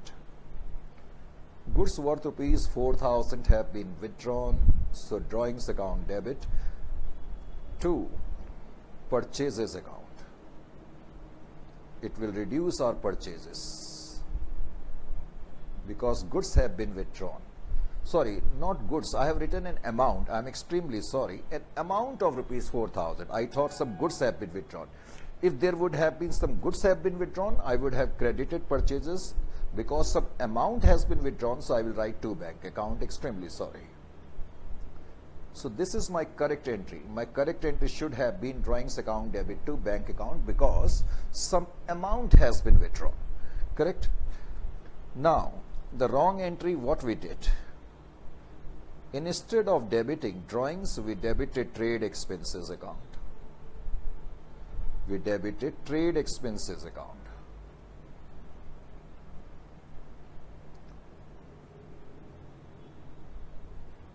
That is 4,000. Of course, there is no mistake as far as bank is concerned. So what will be the rectifying entry? I need not require to tell you, isn't it? Rectifying entry will be, okay, let me know now. What will be the entry? Trade expenses have been unnecessarily debited will be given a credit now, and the drawings which should have been debited, now we are debiting it. Drawings account debit to trade expenses account.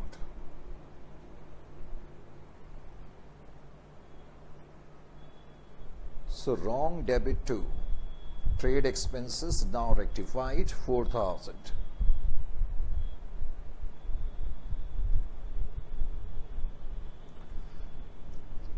Let's speak of one more example, 11.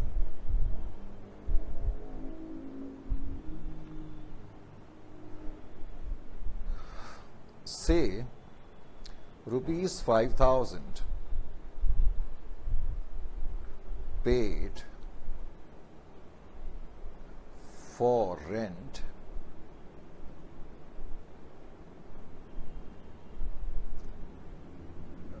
debited to landlord account. Debited to landlord account.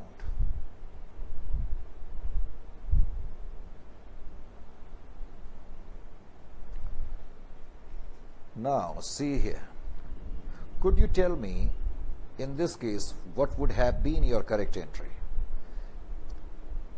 You have taken a space on a tenancy, so you are paying a rent to the owner, that is landlord, correct?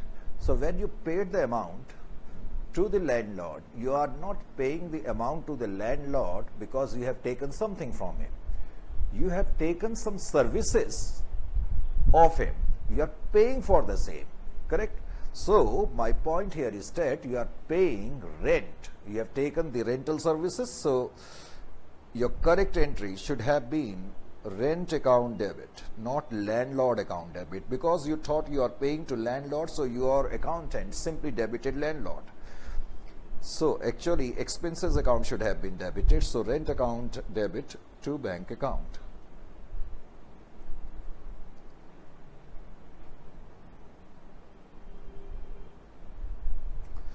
Wrong entry, landlord account debit,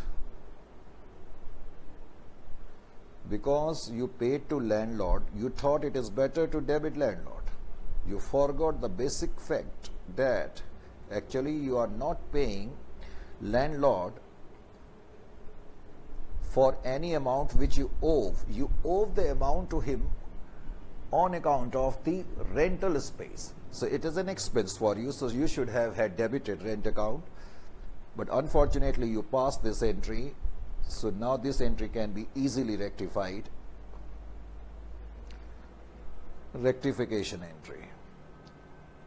Landlord has been unnecessarily debited will be credited, and rent accounts which should have been debited but so far hasn't been debited, now we are debiting it. Rent account debit to landlord account.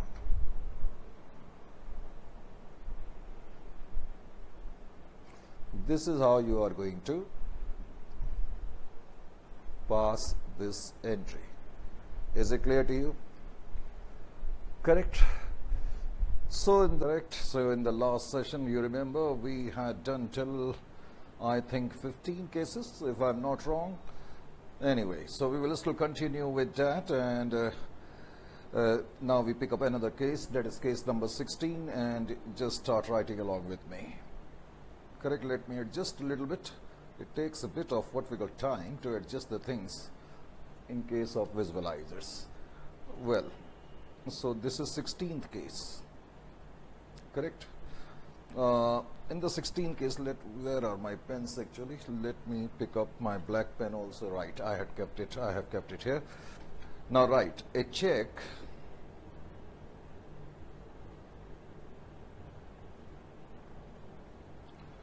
of rupees 4,800 received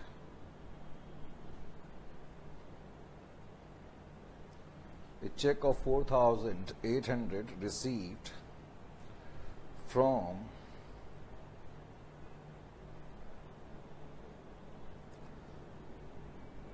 W2 was dishonored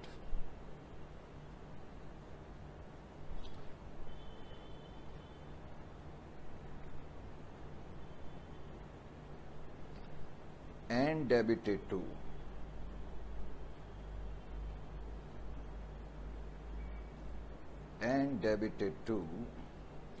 allowances account. You received a check from Mr. W2, it is dishonored, and what you did, you debited the what we call allowances account. Need I tell you the sequencing of the entries in this case? I am sure you can manage by yourself also, but still will go through it. First of all, we have to think about the correct entry. Remember, current entry you haven't passed, but you have to think that way around. If you have received a check from somebody, and if it is not dishonored, then what would be your entry? Your entry would be bank account debit to the person from whom you are actually receiving. But since the check has been dishonored, now you will reverse this entry. If the check would not have been dishonored, I would have written the entry bank account debit to W2 account. Now I will reverse this entry because the check is dishonored. So correct entry should have been Mr. W2 account debit 4,800 to bank account or check account, whatever you may like to write, to bank account or check account 4,800. This should have been the correct entry. That means you should have had debited W2 account. But what the mistake you committed? This is the entry which you have already passed. Wrong entry. This entry has already been passed by you. So what you did actually, instead of debiting W2, you debited allowances account. Allowances account debit,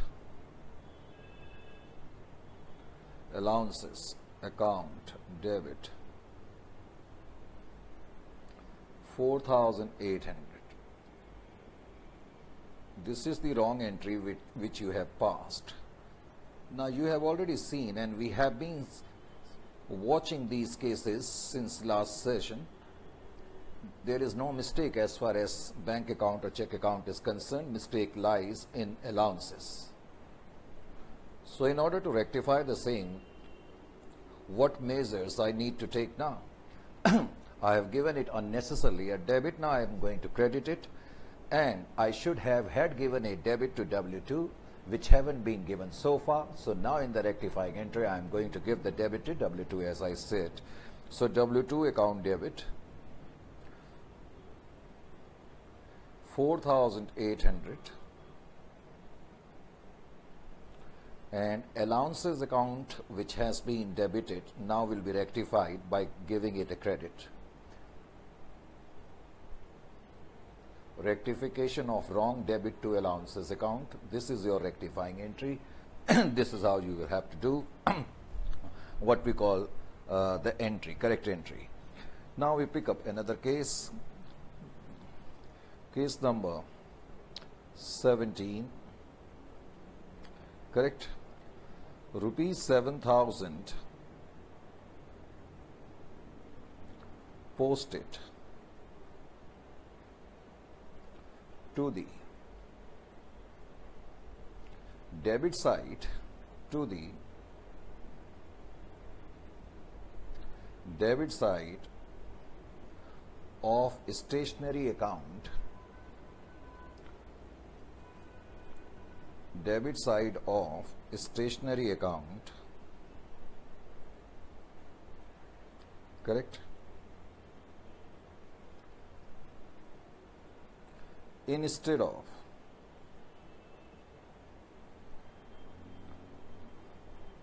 Mr. T's account. Go through the entry once, go through the narration once again of this particular question. In this case, what is happening? So in this case, 7,000 posted to the debit side of stationery account instead of Mr. T's account. Now in this account, what is happening actually? Two accounts which are getting affected. See here, question states that rupees 7,000 posted to the debit side of stationery account. This is your stationery account. And in the stationery account, you have posted a figure of 7,000, rupees 7,000.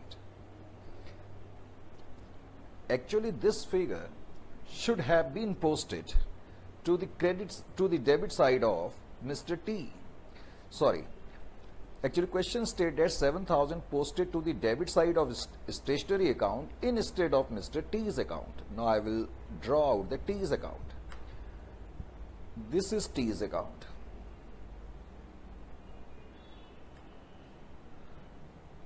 This is the problem. Sometimes these pens create problem. Anyway, this is T's account. Correct? 7,000 was posted to the debit side of a stationery account. Actually, it should have been posted to the T's account. Rupees 7,000 should have been posted to the T's account, but hasn't yet been posted. So we want a figure of 7,000 here, and at the same time I want to what we call cut it out, erase it out, this figure, because we should not have posted 7,000 to the debit side of a stationery account. But as you know, in accountancy, we cannot what we call simply erase it out or cut it out, because this act has already been performed. But we have to neutralize it. That means if I would not have posted 7,000 in the stationery account, the balance would have been nil. So in order to neutralize the effect, I will have to write something over here.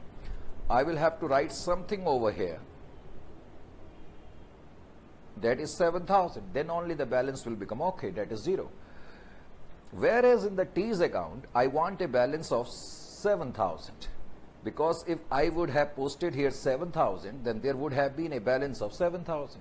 So I want to bring something here to the tune of 7,000. So what entry I need to now pass? The entry is very simple. I need to debit T's account, because I want a debit of 7,000 in T's account. So I will have to debit it, and There's something which I have already written towards the debit side of stationery account. I want to neutralize it. I can neutralize it only when I am going to put something towards the credit side of stationery account. So now I am going to put on the credit side stationery account. So when I am going to pass this entry, as you can see, in the entry stationery account is getting credited, this 7,000 will automatically come here. And T's account is debited, it will be posted to the debit side of T's account, so the effect will get okay. Is it clear to you? So this is how you have to pass this entry. Now, just have a look over the next one. Interest accrued on investments. Interest accrued on investments, rupees 4,000, not yet recorded. Is there any mistake here? No. There is no mistake. However, there is omission. We should have passed an entry, but we didn't. That is the only problem. So in order to rectify the same, we will pass the entry for the interest which has accrued to us. If I will receive the interest from somebody or from some institution, my entry would have been, or my entry should be, bank account debit to interest account. It is as simple as that.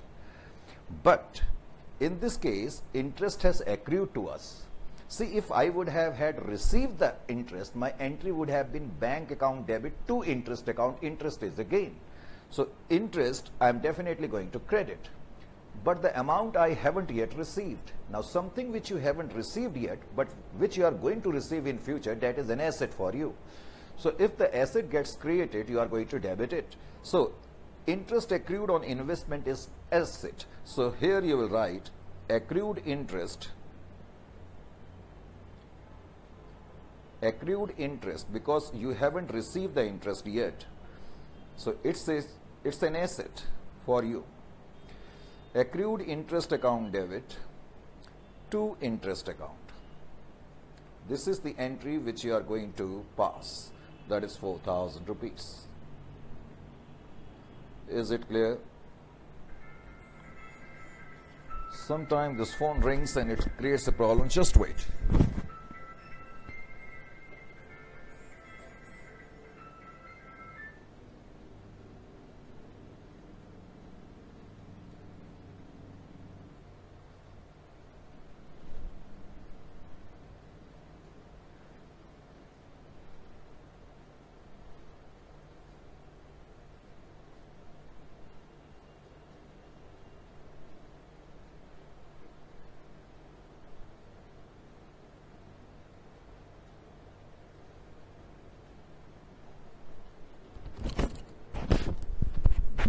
So I messaged the person that I am recording, so don't disturb me now.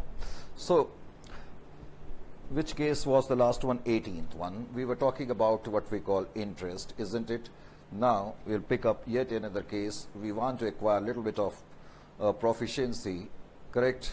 So that is the reason we are doing plethora of what we call cases. So last one was 18, so I'm writing now 19. What should I write? Let me think. A check of rupees 10,000. A check of rupees 10,000 paid to Mr. whatever name you may like to think, to Mr. F was debited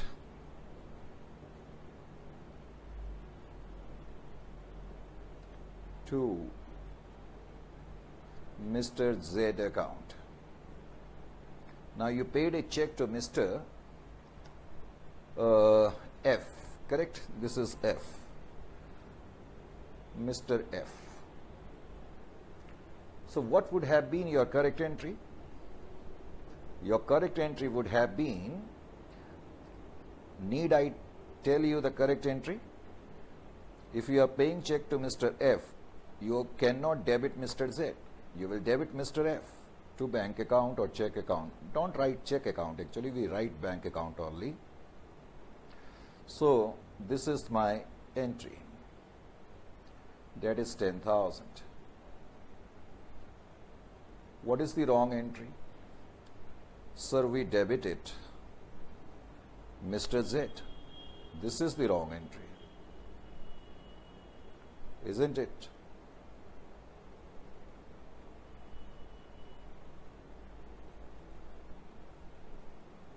This is the wrong entry which you have passed. So you are now going to rectify the same. I need not require to actually tell you what would be the rectifying entry. Mr. F, who should have been debited but hasn't been debited till date, so now we are going to actually debit him to rectify. Mr. Z, who unnecessarily got debited, will be credited. So this is how the rectification will be done. So these are the cases which we picked up. These cases actually are related to what we call the errors which are generally come into play before the preparation of the trial balance. So these errors, as I have already told you, could be single-sided or double-sided errors, and we know the treatment now quite well. So now what we are going to pick up now, see here. The next topic which we are going to pick up here is errors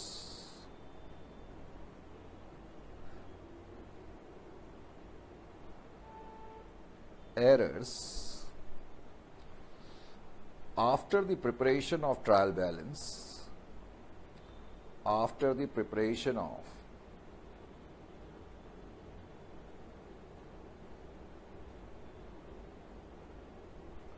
trial balance, but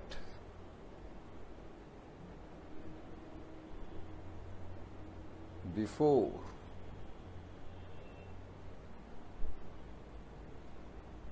preparation of final accounts.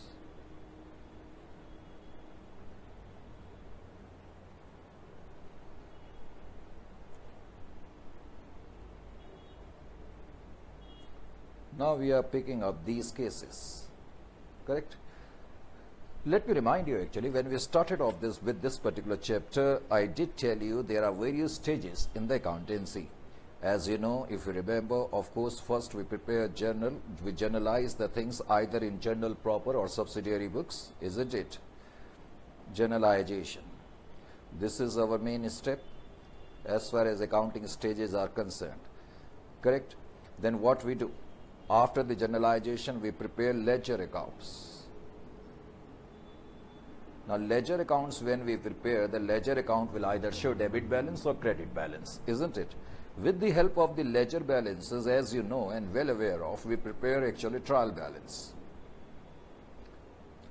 How to prepare trial balance, I need not require to tell you, at least at this particular level, but it's still just to actually make the things a little bit more clear. When we prepare trial balance, what we generally do, as you know better than I actually, trial balance, when you used to prepare, you used to actually, I do not know first of all how you used to prepare, but still there are two columns, debit and credit. In order to prepare the trial balances, what you will do, after having prepared all the ledger accounts, you will pick up the what we call balances. For example, plant and machinery, it is having a debit balance, you will write here. That means all the balances you will write here. Say plant and machinery. Say there is a liability, creditors account, let us say it will show credit balance, you will write it over here. That means whatever balances, whatever accounts, ledger accounts you have prepared, you used to pluck the what we call their final balances, and you used to aggregate those balances in the trial balance, in the statement of trial balance. This is your trial balance. Logically, if everything has been done correctly, your trial balance should get automatically tallied. This is the normal accounting procedure, as we are well aware of. Logically, trial balance should get what we call automatically tallied. But the problem is that often it happens, or should I say often, but many a times it happens that When we prepare the trial balance, we find even after what we call pulling down all the ledger balances in the respective columns, we find that both these balances are not tallying. And time sometime is the constraining factors. That means we are not having the time to now locate the error. So what is the general practice adopted by the accountants when trial balance doesn't get what we call tallied? Say that credit side total is 1 lakh, and let us say debit balances total is 99,000. So there is a shortage of 1,000 now here, and we are not having the time to locate the errors. So general practice which is adopted by the accountants or the firms or the concerns or the organizations, what they simply do, they do not waste the time in locating the errors, because they have to do something else also. For example, after the trial balance, the final accounts will have to be prepared. Then once the final accounts will be prepared, then even after that, there are lots of what we call legal and procedural what we call things which we are supposed to do. So because of time constraining factor, what we did, instead of locating the errors, we simply put the difference, this is the difference of 1,000, in a suspense account. In a suspense account. So I would call it, this suspense account is nothing but it is a collection of errors which are still undetected or unlocated. Is it clear to you or not? So instead of locating the errors, just to actually tally the trial balance, this is the normal, usual, general practice which is adopted by the organizations, institutions, or what we call concerns, as I said. But the problem is that ultimately these errors will have to be detected. Now, as we are well aware that once the trial balance is prepared, the final accounting stage is that after the preparation of the trial balance, we prepare final accounts. So when we were preparing the trial balance, we were not having the time, but say in between this stage, that is after the preparation of the trial balance but before the preparation of the final accounts, we are able to detect the mistakes, or say management decides to detect the mistakes. Correct? So we are talking about this stage after the preparation of the trial balance but before the what we call preparation of the final accounts. Is it clear to you or not? So general thing is here that even the single-sided errors and the double-sided errors will be rectified by passing an entry, because all the errors have been accumulated in the suspense account now. So how we are going to actually achieve that end, that is the what we call core crux of this particular session. Correct? So here we go. Obviously, in order to what we call make you understand it better, I will pick up a comprehensive what we call case study to elaborate and discuss the point. Elaborate case study we are picking up. Remember one thing. In fact, I will continue with the sequencing. I'm picking up case number. In fact, last illustration was 19. Okay, so case study 20. Now we are picking up this particular case study to have a full-fledged discussion on these type of errors which are located after the preparation of the trial balance, but of course before the preparation of the final account, as I said. Correct? So you write along with me. We are writing a full-fledged question, but give me some time to think, because you need to construct an example which will help you in understanding the concept. Right here, Mr. and you will have to show patience also. Write along with me. Mr. F9 drew a trial balance,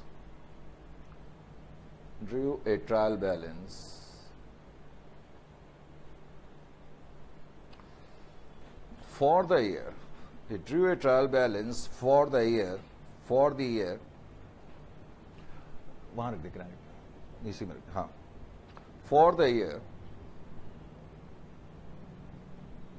ended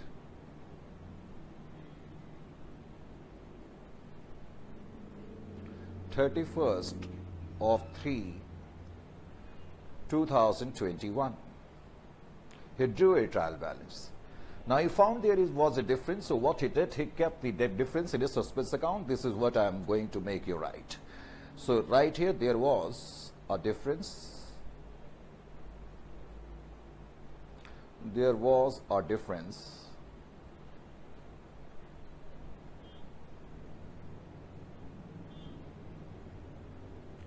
in the trial balance, TB, trial balance, which was transferred to suspense account. This is what exactly I said earlier. This which was transferred to suspense account, correct? Transfer to suspense account.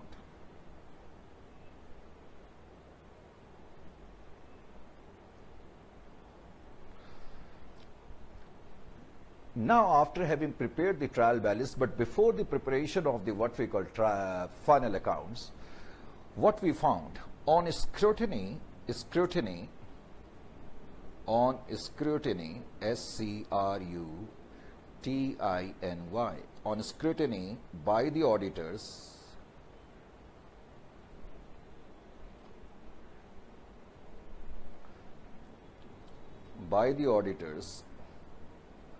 comma, following errors emerged.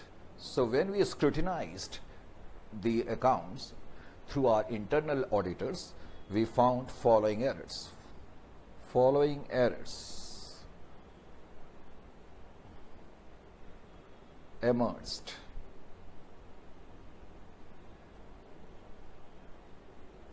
Correct? So what are those errors? Error number 1, A. Purchases day book. Purchases day book for the month of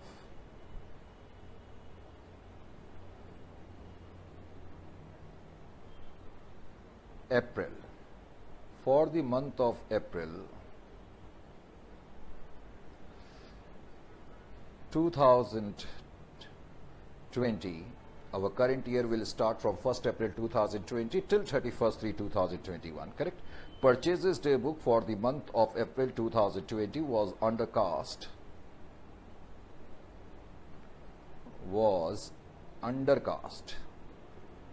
You know the meaning. Undercast by rupees 1000.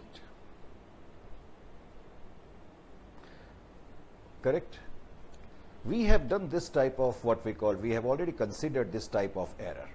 We know how to rectify the same.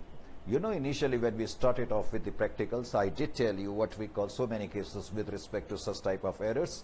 I told you it's a single side error, and simply mere by what we call stating the facts, we will rectify that. But however, because now the trial balance has been prepared, even in order to what we call rectify single-sided error, we will use journal entry. This is the difference because of suspense account, which we are going to find out. The second mistake which came to light is sales day book. Sales day book was overcast by rupees 10,000. Was overcast by rupees 10,000. By rupees 10,000. Yet another error which came to our notice, a furniture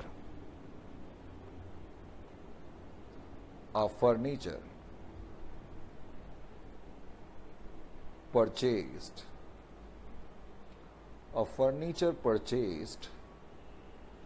for rupees 8,100 was entered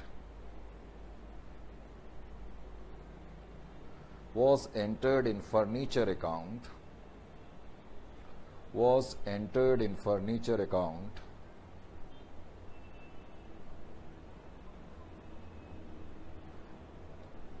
at an amount of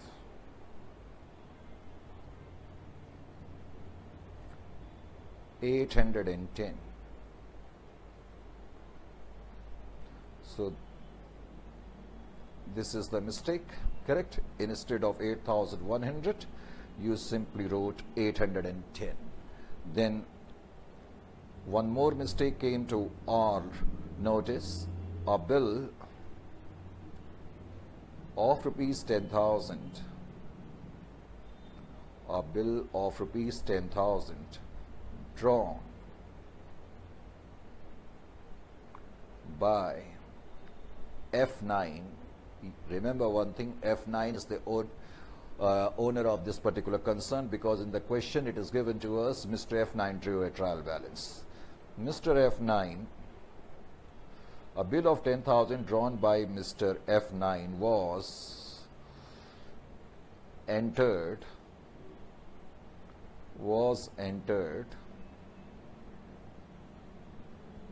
in bills receivable book.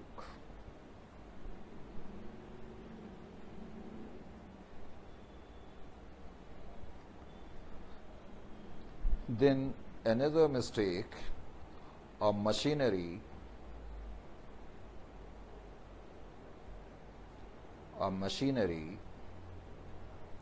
purchased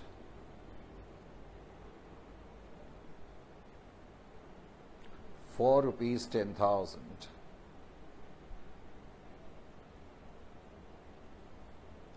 was entered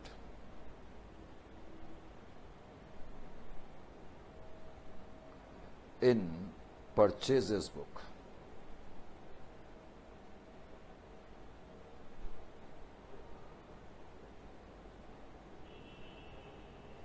Correct? Now what is the requirement of the question? Let's say pass rectifying entries, you will be asked like this: pass rectifying entries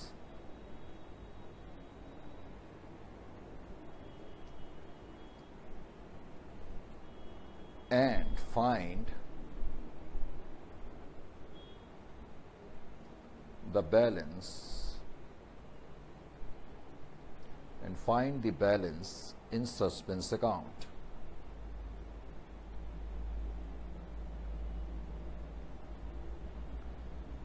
So not only rectification, but preparation of suspense account is also being asked of you.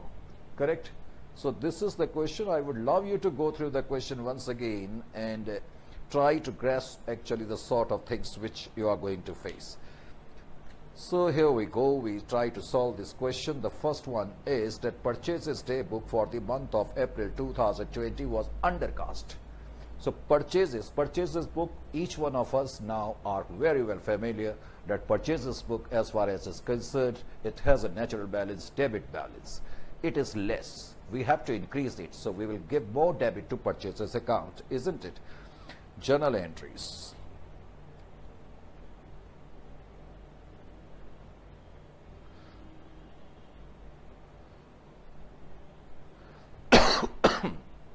As far as journal entries are concerned, sorry, extremely, I have already told you, climate in Delhi is changing, and I have also fallen to the changing pattern. Anyway, purchases account debit, this is the entry. I already told you it's a single-sided error. In spite of that, we are going to now pass the entry because a suspense account has been opened. You will give more debit to purchases account. But to which account you are going to give credit? Now you will write to suspense account. Are you getting my point or not? That is how this type of error will be rectified whenever there will be, as I said, a suspense account will be there in the question. If you want to write the narration, your narration will be like this: purchases book undercast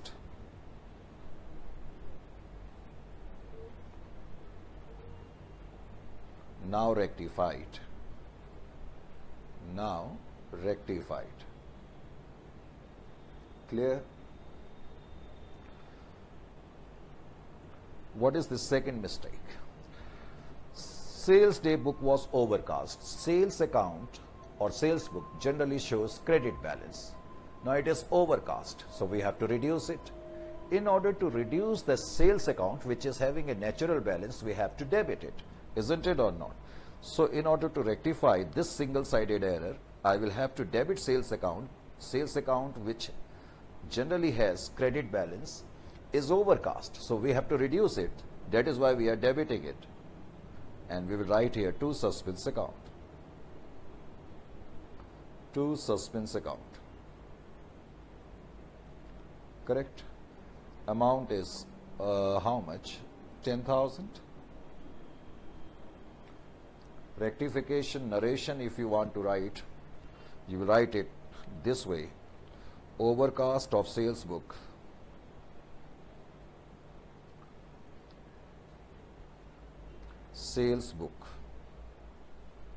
rectified. Both these two cases basically are single-sided errors. Correct? Both these two cases basically are single-sided errors, but because we have transferred the mistakes to the suspense account, that is why these two types of mistakes, instead of what we call rectification being done via an statement, we are passing an entry for the same. Correct? Next one. C. Furniture. You purchased a furniture. Correct? It is given to you. Now sheet is here. You purchased a furniture for 8,100. Was entered in furniture account at an amount of 810. Actually, you did the right posting. You passed the correct entry. You did the right posting. But when you posted to furniture account, you should have posted 8,100, but you have posted only 810. So you will have to increase the furniture account. Correct? So your entry will be furniture account debit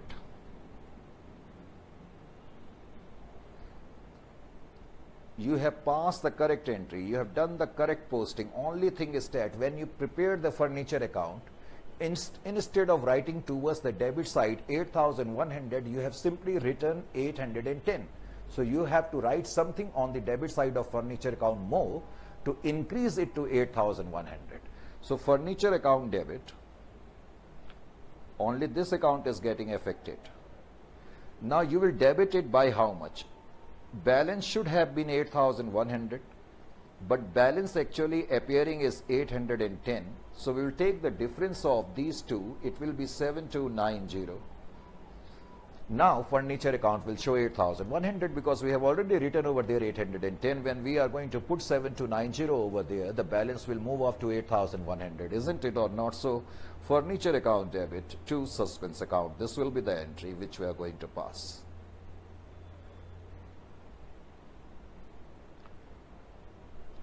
In simple words, suspense account helps in completing the entry, isn't it?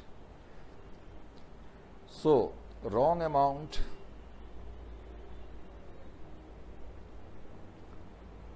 in furniture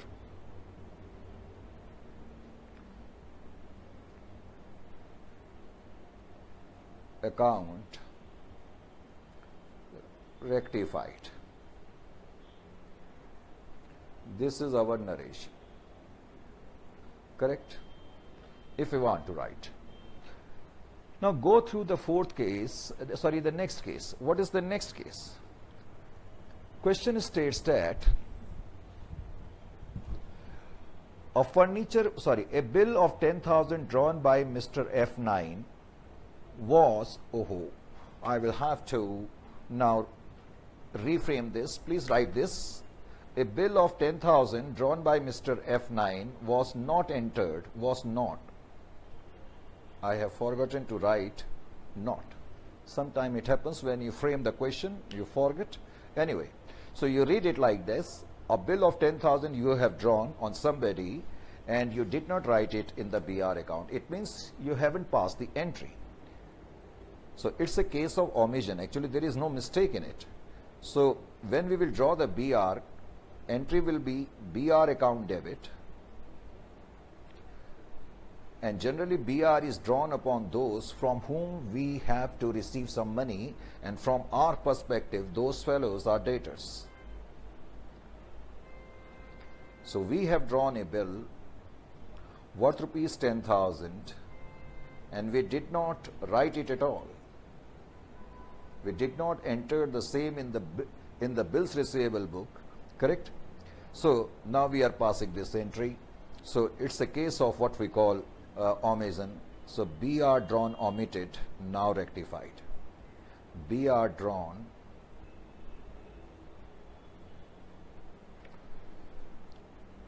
omitted,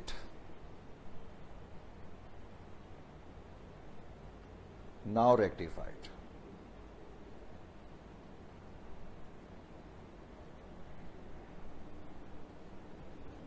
Now rectified.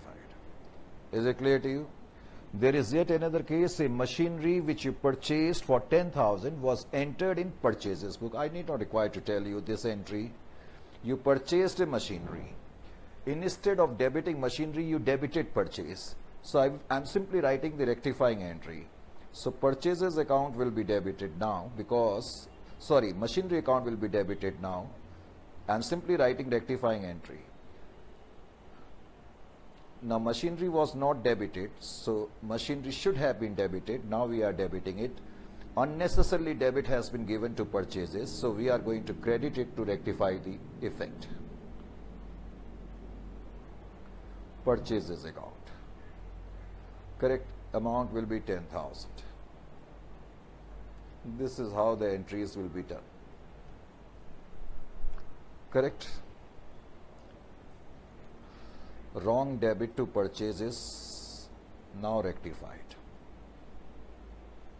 Wrong debit to purchases.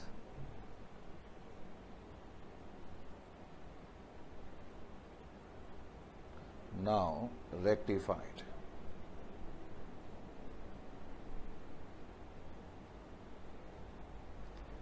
This is how the narration will be written. Now, question has also asked suspense account.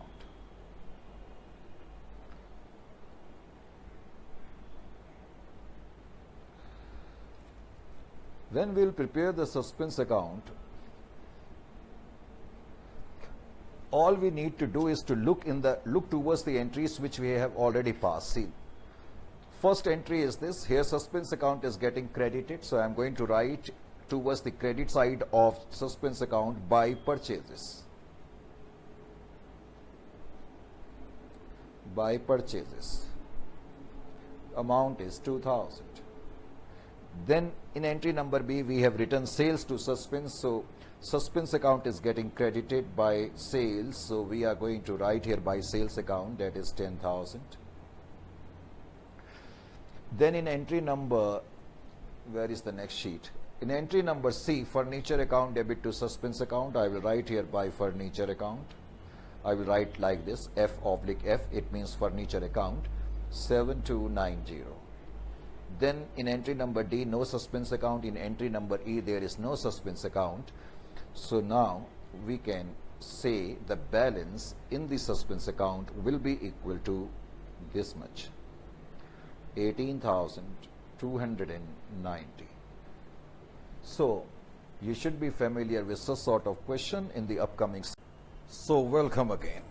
We are covering the case with respect to errors which occur after the what we call preparation of the trial balance, but before the preparation of the what we call final accounts. Correct? So in that sequence we have already covered one big comprehensive question. We are going to pick up the next one. So here we are picking up the next one. Correct? Last one was, I always forget the serial numbering, that is the problem. 20th was the last one according to my numberings, correct? Case 21 now I am picking up. It's a comprehensive question once again. In this question, let us say, write like this, Mr. SXM, this is the name, Mr. XM, on account of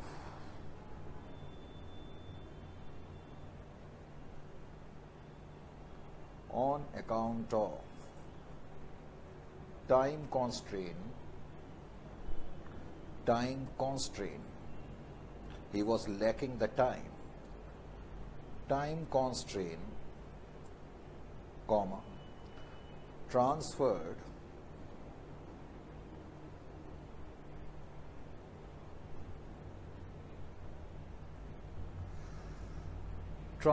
the difference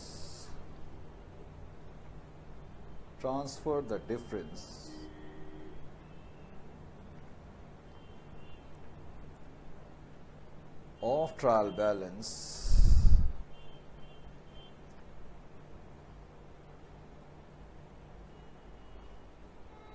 to suspense account.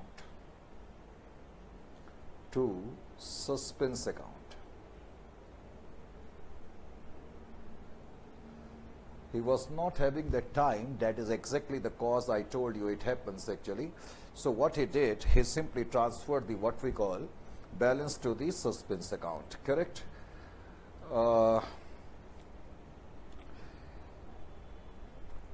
His suspense account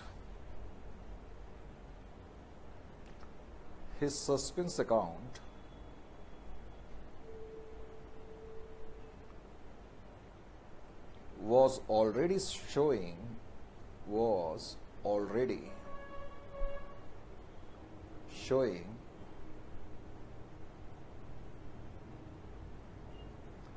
a debit balance of rupees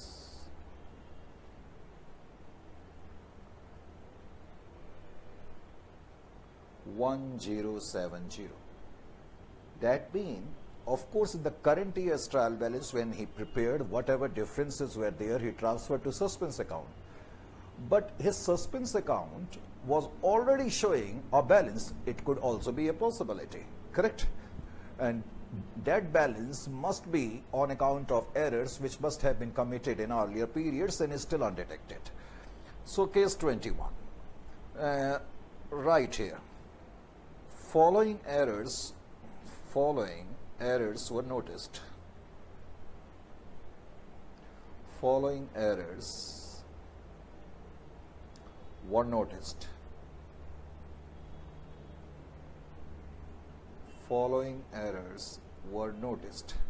Which are the errors? Error number 1. Goods bought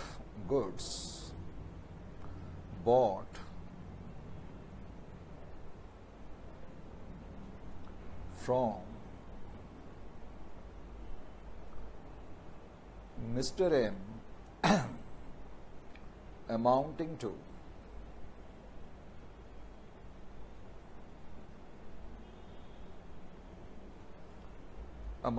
to rupees 7,800 posted to the credit side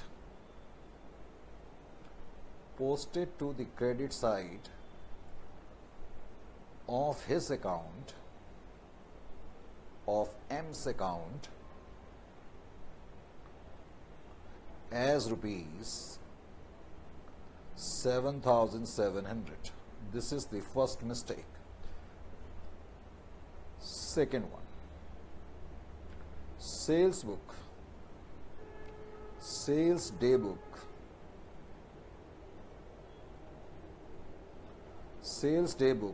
was found overcast by 5,400, by rupees 5,400. Third, while carrying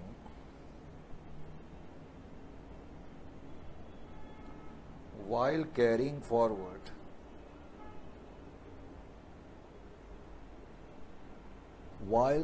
forward the total of one page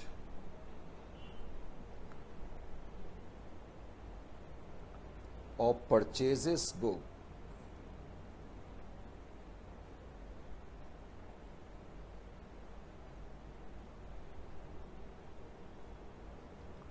to the next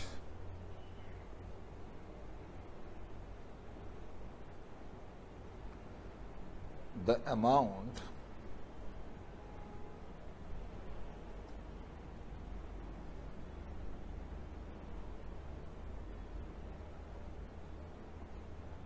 of rupees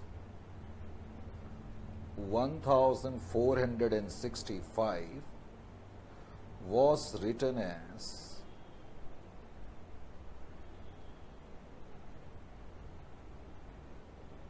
rupees 1546. Correct? Yet another mistake. Cartage of rupees 370 paid on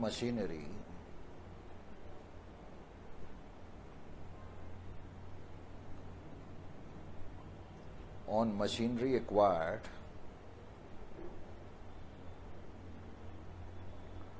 debited to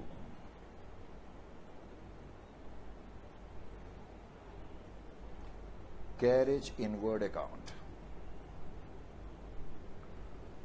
You debited carriage inward, no problem, but the problem is that carriage has been incurred in connection with purchase of an asset.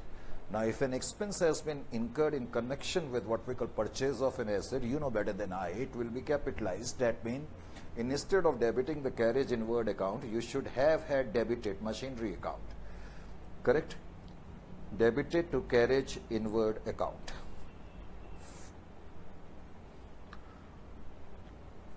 One more mistake, purchases return.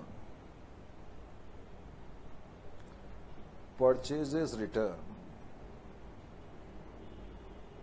to QM Brothers rupees 2400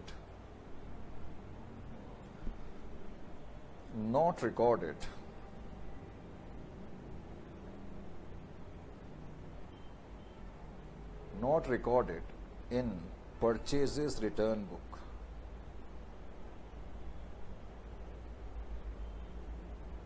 In purchases return book.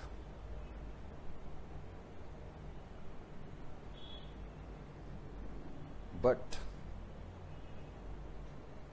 the amount, or should I write but the account of QM Brothers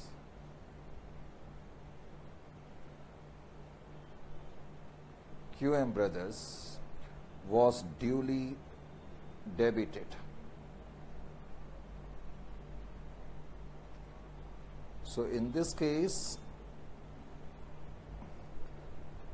you did not record the purchase return in the purchases return book. However, you have recorded the amount in QM Brothers. Sixth, drawings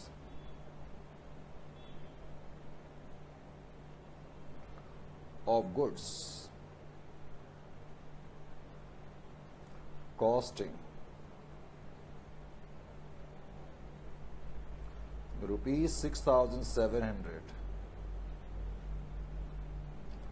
was not recorded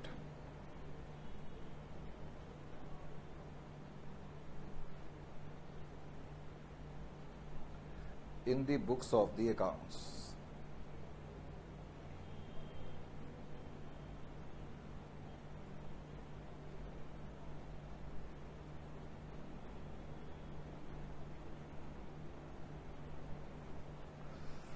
So it's a simple entry, you can manage it by yourself.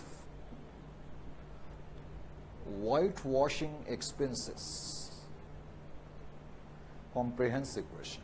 Whitewashing expenses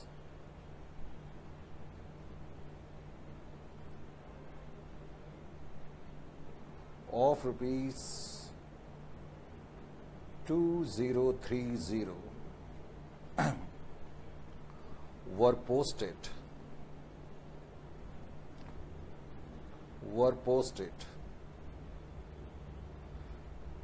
from cash book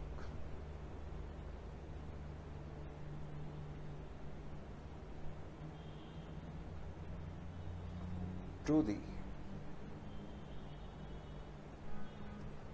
nominal account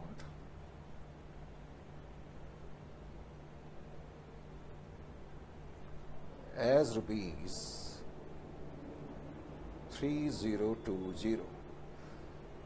Correct? So this is the question. Of course, topic is errors located after the what we call preparation of the trial balance, but before the preparation of the final accounts. So suspense account will come into picture. Correct? So here the question is, and I'm going to now solve this. I'll put this sheet in front of me here, and we start with the first error. Correct? Journal entries, of course, first.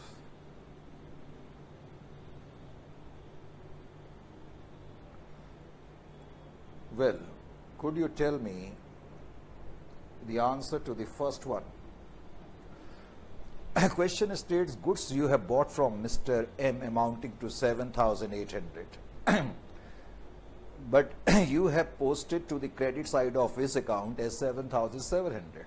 Actually, you have passed the correct entry. You need not require to pass this entry. This is not the solution. I am simply trying to tell you. Goods you have bought from Mr. M, sorry. You have bought the goods from Mr. M, so your entry must have been purchases account debit. Actually, I am not able to see the question here. I will put the sheet. Goods bought from Mr. M accounting to 7,800 posted to the credit side of his account. So your entry should have been purchases account debit, because this time you are purchasing the goods. Of course, you are purchasing the goods from Mr. M. Correct? Just to make you understand. Okay, I will take it as a rough sheet, because ultimately we have to put the solution concretely. Correct? So you purchased it for 7,800. You must have passed this entry. There is no mistake in the entry. Only mistake is that when you posted the amount to the credit side, correct, of Mr. M, that means when you prepared M's account, you should have written here 7,800, but you have written here only 7,700. Actually, you must have written by purchases. So when you made the posting in the M's account, there is no mistake in the posting of the purchases account. But when you posted in the M's account, you gave him a credit of 7,700. You should have given him a credit of what we call 7,800. So something more, 100, must appear here. That means we need to give more credit to M. So my entry will be here. I will take it as a rough page, and here I will pass the entries. Correct?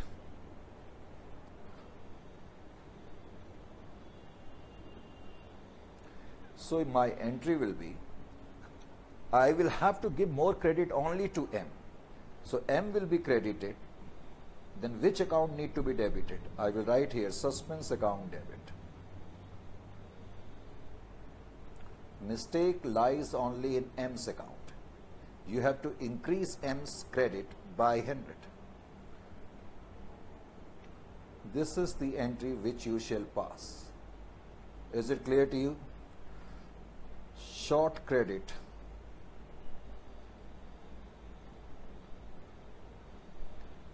to M, now rectified.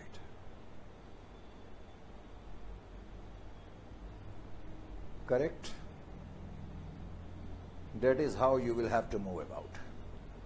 Then take case B. What is case B?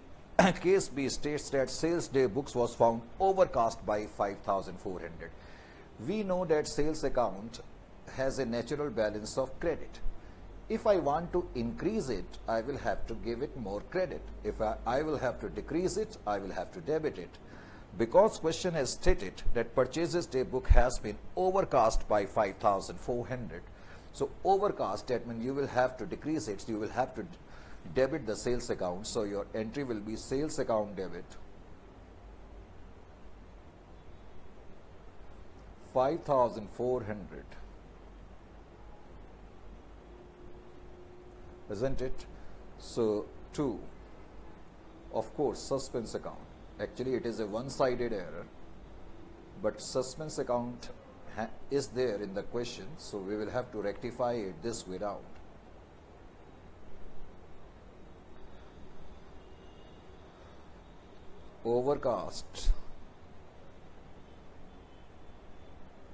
Overcasting of sales book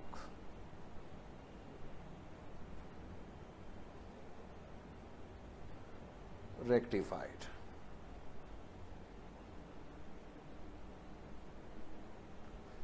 This is the entry which I am going to pass. Then C.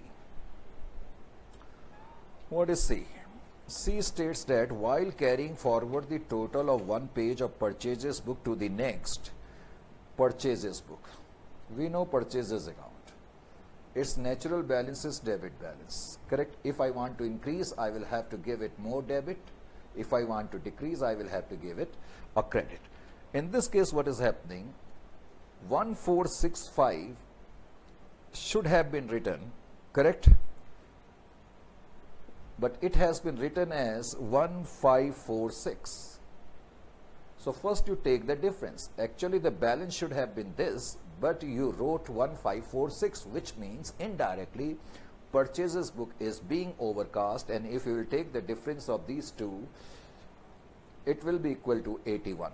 So it means purchases book is now overcast. Purchases book will have to be decreased. So for the same, you will have to give a credit to the purchases account. So your entry will be suspense account debit, single-sided error once again, suspense account debit to purchases account. Purchases account, purchases book has been overcast, so you will have to give it a credit. You will take the difference, that is equal to 81, correct? Overcasting of purchases book, overcasting of carry, you can write this way, overcasting of carry forward amount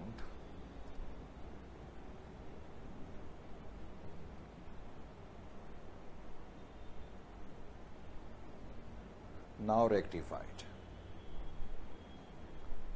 Or you can simply write overcasting of purchases book now rectified. Correct? Now point number D, or anyway 4 or D, whatever you may like to write. That is cartage of 370 paid on machinery. I have already told you, actually when we pay cartage, generally our entry is cartage account debit to bank account. No doubt about that.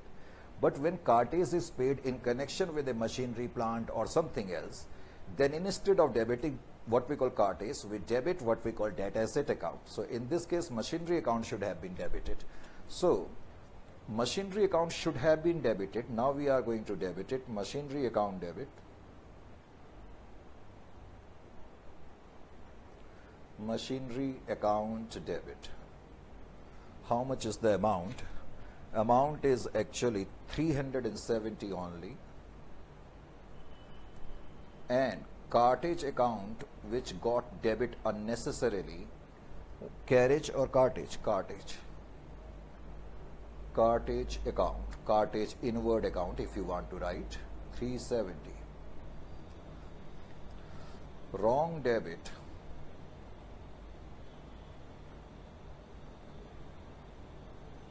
to cartage, wrong debit to cartage, rectified. Now rectified. Then we have another one. Another one is purchases returned to QM Brothers 2400. See here, this is the rough page, correct? When we are returning goods to QM Brothers, my entry should have been QM Brothers account debit to purchases return account, isn't it? This should have been my entry. 2400, 2400. Question state purchases returned to QM Brothers 2400 not recorded in purchases return book. When you will pass this entry, you will record in purchases return book and you will record it in QM Brothers account. Question states that in the purchases return book, of course, you should have written here QM Brothers 2400, and in the QM Brothers you should have written here to purchases return 2400.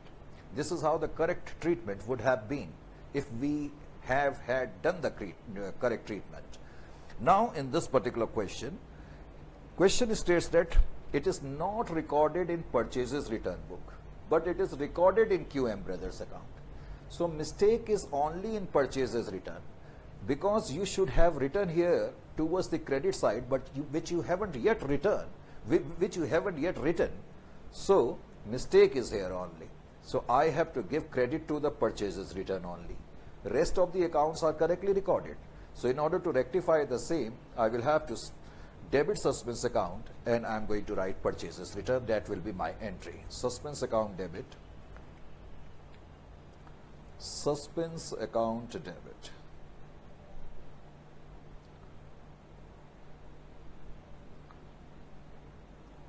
To purchases return account. To purchases returns account. Correct? What is the amount? 2400.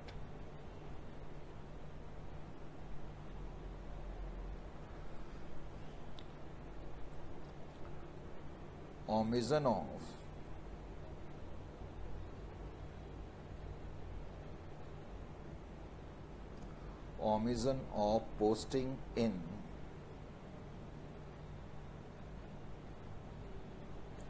purchases return account PR. Now rectified. Now rectified.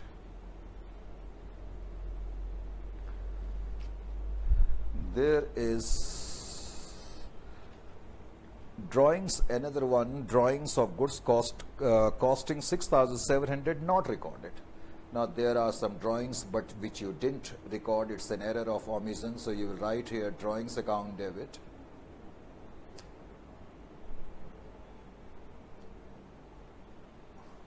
Drawings of goods. So you will write here two purchases. Whenever proprietor withdraws goods, the purchases account will get credited. Reason being is that the goods which you have purchased for your business or concern will now get reduced. Correct? So 6,700.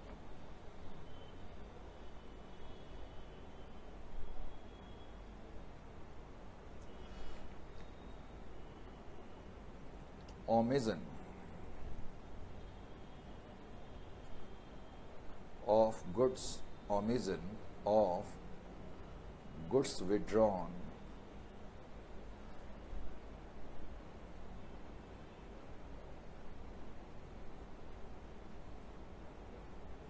now rectified, now recorded or rectified, whatever you may like to write.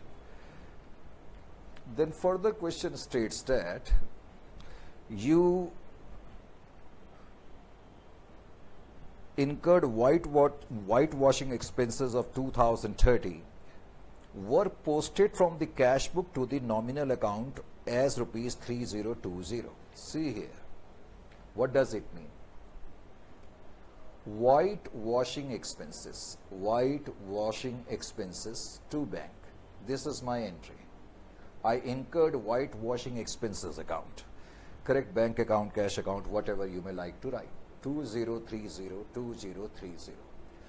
This is my entry. Are you getting my point? After the entry, I will prepare this account, and I will of course prepare cash bank account. Correct? In this account, I will write here to bank, or I should have written here 2030, and in the bank account, I should have written WWE, whitewashing expenses 2030. Question states that whitewashing expenses of 2030 were posted from the cash book. It means in the cash book you have written correctly. Correct? And from this account, when you are going to make a posting here, correct, you should have written here 2030. Just wait.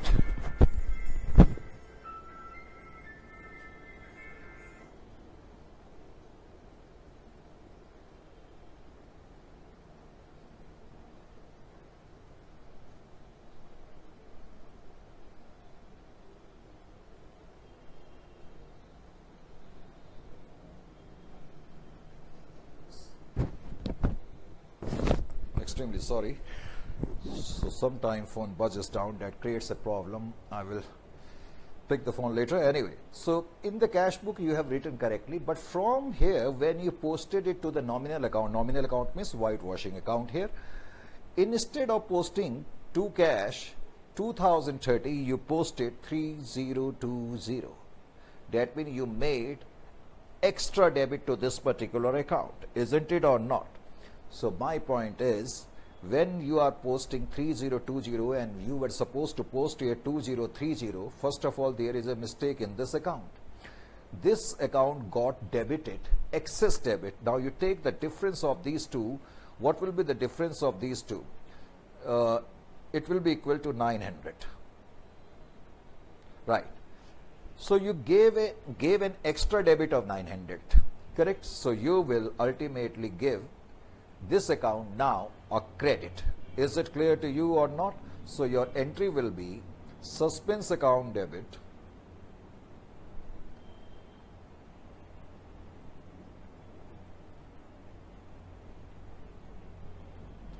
suspense account debit 900, whitewashing expenses account,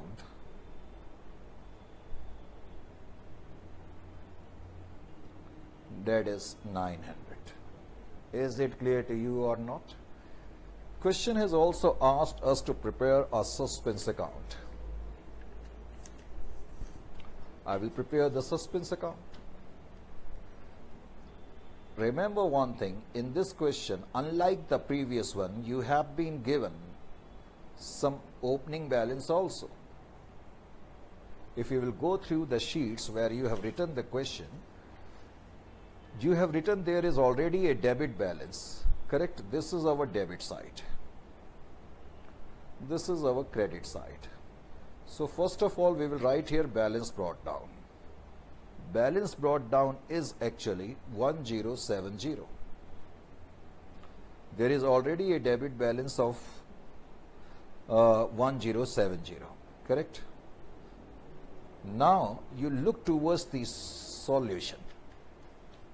These are the entries which you have passed. Correct? In entry number 1, you have written suspense. Suspense account is getting debited. So on the debit side, you will write here 2M's account. That is 100.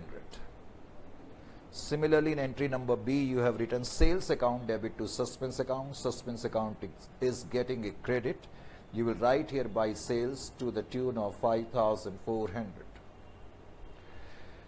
Then you have written suspense to purchases. So suspense account is getting debit. In entry number C, you will write here to purchases and amount is 81. Then in entry number D, no suspense account. In entry number E, you have written suspense account debit to purchases return. So suspense account once again is getting debit. two purchases return account, PR account, in short form I have written 2400. Then in entry number F there is no suspense account. In entry number G there is a suspense account. You will write here to WW expense account, whitewashing expenses account. Correct? So this is how logically suspense account should get automatically tallied, logically. But unfortunately, when you are going to tally it, what is the balance? There will be a balance of, I will need a calculator. Where is the calculator? Problem is this. Let me calculate.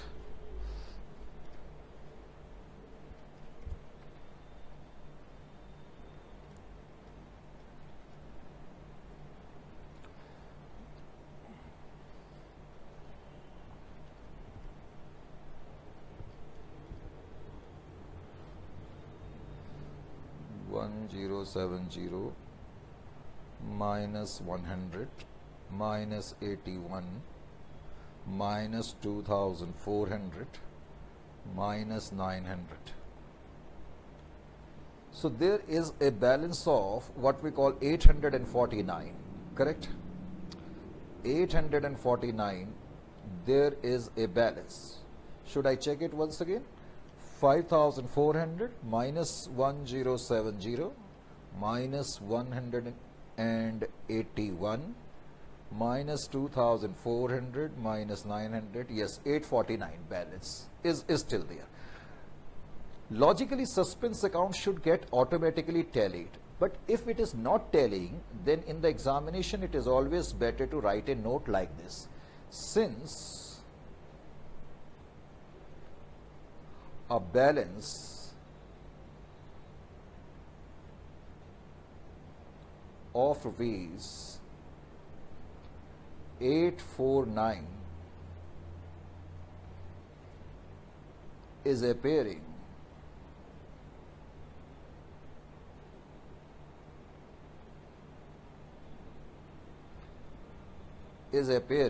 in the suspense account,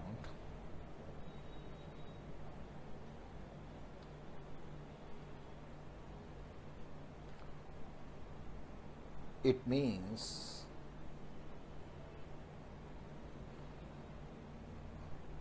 some more errors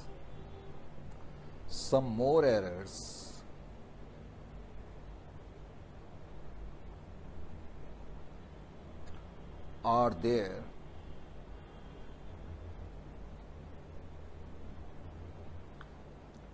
that need to be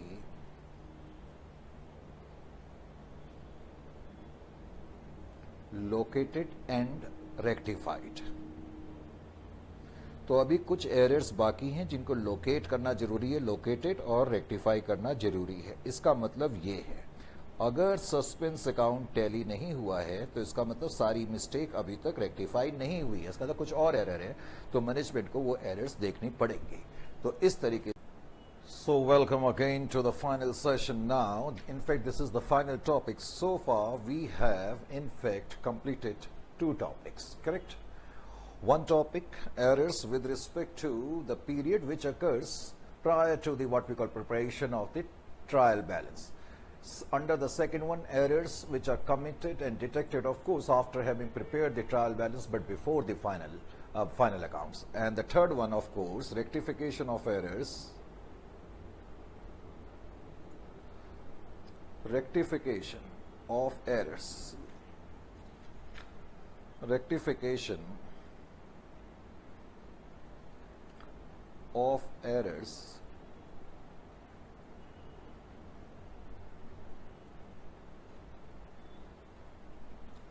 after preparation of final accounts. After preparation of final accounts.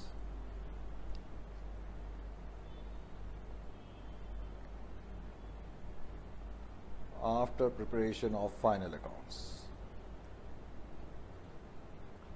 Or rectification of errors in the next accounting period. One and same thing. In the next accounting period.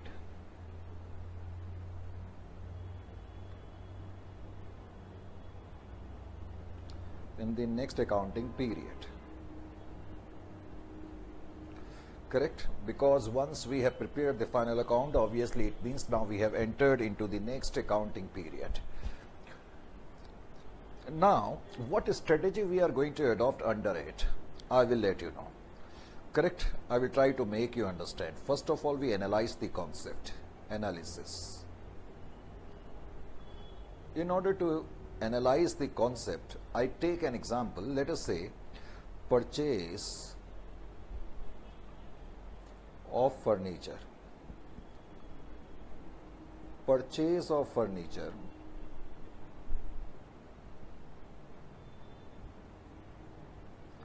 debited to purchases account. Debited to purchases account.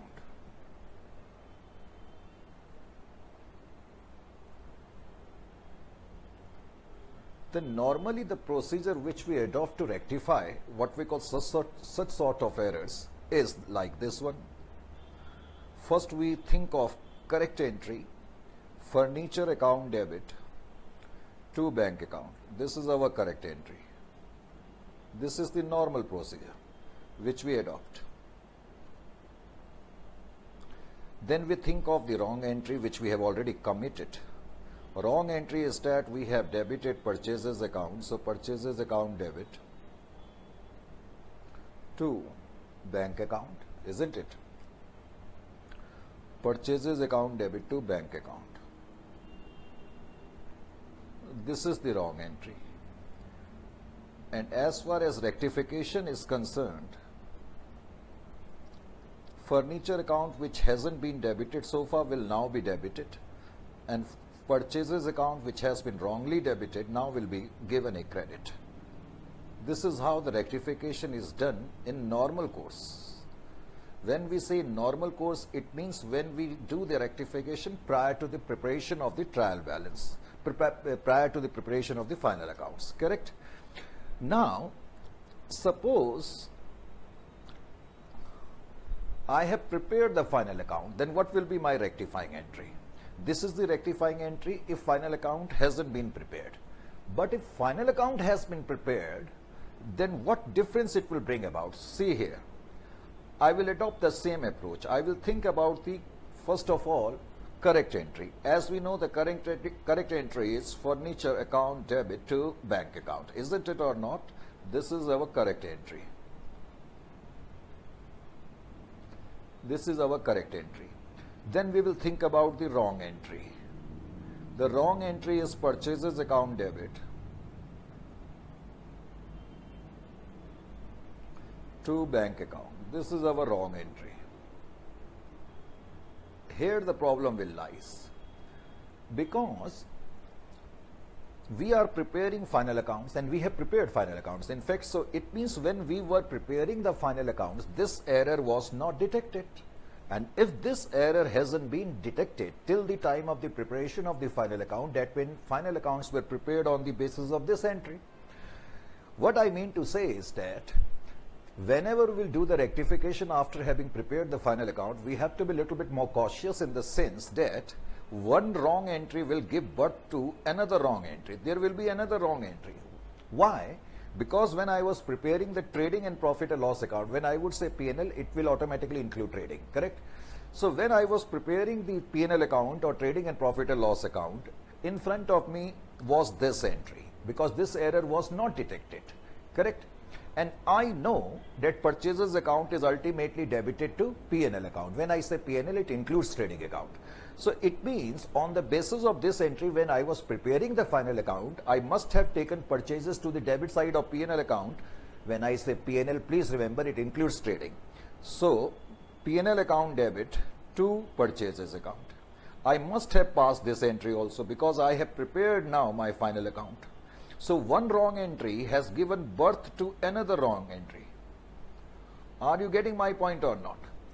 This is the problem. One wrong entry will give birth to another wrong entry. I must have transferred purchases account to P&L. Now, what you do, you combine both these wrong entry into one entry. How we are going to do that? See, both these entries can be combined into one. I will cut the purchases, I will cut the purchases. I will be left with P&L account debit to bank account. That means I can say, after having prepared the final account, this is the wrong entry. P&L account debit to bank account. Because purchases account was transferred to P&L. So now this is the wrong entry in front of me. This is the wrong entry, this is the correct entry. So now I will do the rectification. The rectification will be like this. Furniture account must be debited, I will debit. And this is the wrong entry. P&L account is unnecessarily getting a debit. So I will rectify it. So this will be the rectification entry when we are doing the rectification after having prepared the final accounts. Actually, this is a little bit longer route, isn't it? So I wouldn't suggest you to go by this route. Of course, this particular approach is quite good to understand and comprehend the things. I have made you understand why I am passing this rectifying entry. I hope so. So you can simply now leave aside this approach because this was just to make you understand the concept. Come back to your older approach. Under the older approach, your entry is like this. Correct? Now suppose you are doing the rectification after having prepared the final account. What you will have to think now, just have a closer look over these two accounts, furniture account and purchases. We know that furniture is written in the balance sheet. It will never ever come in the P&L, correct? But purchases account will come in the P&L. So you simply substitute this account by P&L. So you will be left up with correct rectification entry. That is after the period, after having completed what we call final accounts or in the next accounting period. So this will be your entry, furniture account debit to P&L. You need not require to go by this particular approach. You can simply what we call adopt, or you can simply stick to the approach which you were or which you are so far. Is it clear to you or not? So now we are going to pick up one case to make you understand it better. In fact, I have already written a question. See here. Just go through this particular question. Following errors were detected after the preparation of the final accounts. Following errors. We will take one by one, don't worry. An entry for goods sold to Mr. M for rupees 204 was posted to his account as rupees 240. Was posted to his account as rupees 240. I will use one rough sheet to make you understand. We have sold goods to Mr. M for rupees 204. This is the rough sheet, correct? Because we have sold goods, so my entry must have been M account debit to sales account. I sold goods to Mr. M for rupees 204. Unfortunately, there is no mistake, or should I say fortunately, there is no mistake as far as entry is concerned. Question states that goods were sold to Mr. M for 204 was posted to his account. That means question is now talking about the ledger account. Ledger account of Mr. M. Posted to his account means M's account. Now we know we have passed this particular entry.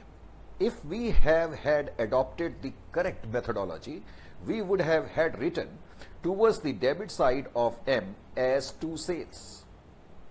And the figure should have been 204. But we have written here 240. We have written here 240. This is the mistake. I have to somehow bring down this balance 240 to 204. How can I do so when I am going to deduct 36? Now, in order to deduct, because it is written towards the debit side, in order to deduct, I must write it towards the credit side. Isn't it? That means now we will have to write something on the credit side of M's account. So we will have to pass an entry where M will be credited by rupees 36. There is a mistake in M's ledger account. There is no other mistake. So my entry will be like this. See here. M's account will be credited to M's account 36, and I will, because no other mistake is there, I will write to suspect's account. Now, don't get confused, sir, you haven't written P&L here.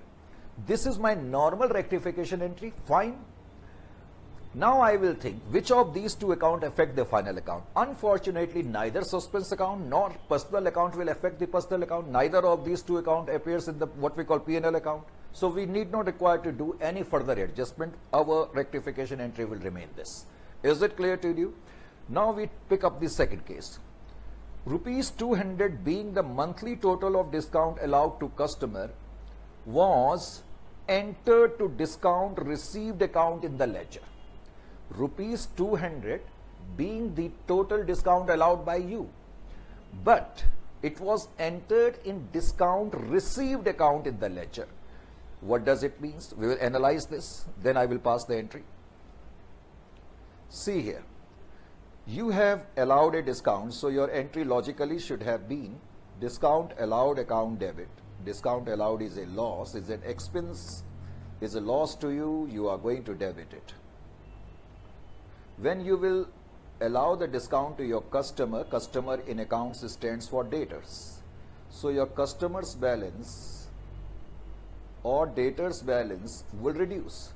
So 200 discount allowed. This is the entry. Unfortunately, what happened after this? You did not enter in the discount allowed. As far as ledger account is concerned, in the discount allowed, logically you should have had written towards the debit side rupees 200, which you did not write. Correct? Instead, what you did, you entered in discount received account. Even though discount received is not featuring in the entry, in spite of that, your accountant committed a very gross mistake. He was sleeping. Discount received. He wrote it towards the, in the discount received, of course, always has a credit balance, so we must have written it towards the credit side. This is the mistake. Mistake is that we have written in the discount allowed. This is the mistake. We will have to rectify it. And we should have written on the debit side, which we haven't. So in order to rectify the same, the normal course is that because discount allowed, we have to bring here 200 towards the debit side. So I will debit discount allowed because I haven't written anything in the discount allowed. To rectify the same, I will have to pass this entry, discount allowed account debit. When I will debit discount allowed, this 200 will now appear here and this account will become okay. Now as far as discount received is concerned, we unnecessarily gave a credit. So in order to rectify the same, we will have to put something towards the debit side. In order to put something towards the debit side, I will have to debit this account. So I will write discount received account debit. Discount received account debit 200, and I will write to suspense account. Correct? 400.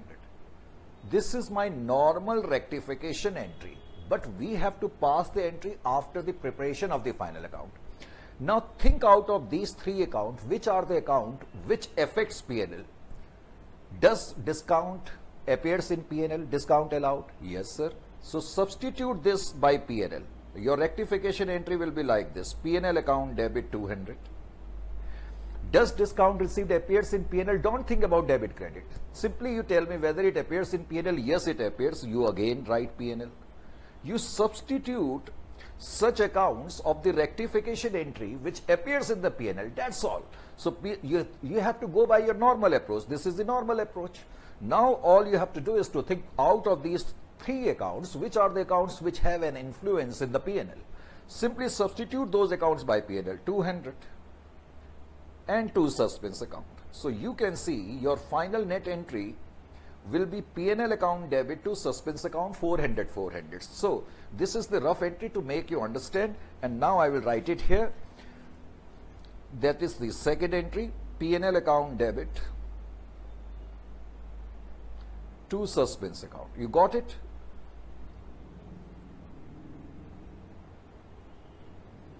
$400. Is it clear to you or not? Now we move over to the third one. Rupees 550 receipt from R credited to M rupees 750. Credited. Credited here means there is a mistake in the ledger account. This is the rough sheet. We are analyzing it. Rupees 550 receipt from R. This was the entry which you must have passed. Cash account debit to R. You received 550 from R. Unfortunately, was credited to M. When you prepared the ledger account, see here, when you prepared the ledger accounts, you wrote in M's account 750 unnecessarily. Remember, M is not featuring in the entry. As I said, sometimes accountants are in deep sleep. So, he wrote in M's account. It also means, see, when question states that you have received 550 from R, it means you have passed the correct entry in cash. It automatically means. When question states further that this amount which was received was credited to M account, it means you did not at all credit Mr. R. R should have been credited. R should have been credited by 500, but you did not, what we call, wrote anything in this account. Instead, you wrote on the credit side of M account. It means in order to rectify the same, what I need to do now, because we have to write something here 500, so I will have to give Mr. R a credit. I am just writing it over here intentionally because I have to bring 500 here, 550 sorry, so I will write here 550, correct? So this account will get rectified. M account unnecessarily got a credit of 750. I will have to rectify, so I will have to debit M. Then only here 750 will come and this will get rectified. So I will debit Mr. M by 750. Are you getting my point or not? Is it clear to you? I will debit it and I will write here to suspense account 200 and 200 only. Now this is my rectification entry, normal rectification entry. Now all I need to do is to coolly think whether out of these accounts any account influences P&L. This time neither among all these three accounts will have an influence in the P&L, so your rectification entry will remain same. Are you getting my point? So entry number third I am writing here. Entry number third will be M's account debit. M's account debit 750. It's a personal account. It will come in the balance sheet. It will not come in the P&L. R account, which was not given credit of 550, now given. And to suspense account. So, when we do the rectification after the preparation of the final account, that doesn't mean that every rectification entry will carry the word P&L. No. Correct? Now we have here total of purchases book. This is the fourth transaction. Total of purchases book was short by rupees 2000. It is simple entry. You have to increase the purchases, but still I will explain it. Now this rough sheet is over, so I will use this rough sheet now. Fourth.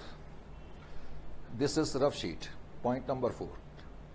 Purchases book is short. We have to debit purchases book because purchases account has a natural balance of debit. So we will again debit it to increase it.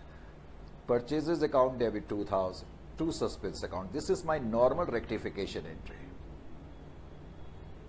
Normal rectification entry. Correct? But out of these two accounts, this account will appear in the P&L. So I will substitute purchases by P&L. This is all what we have to do. So my rectification entry will become P&L to suspense 2000, 2000. Correct? So this is my main sheet. Entry number 4 I am writing here in fair. P&L account debit to purchases account. Is it clear to you or not?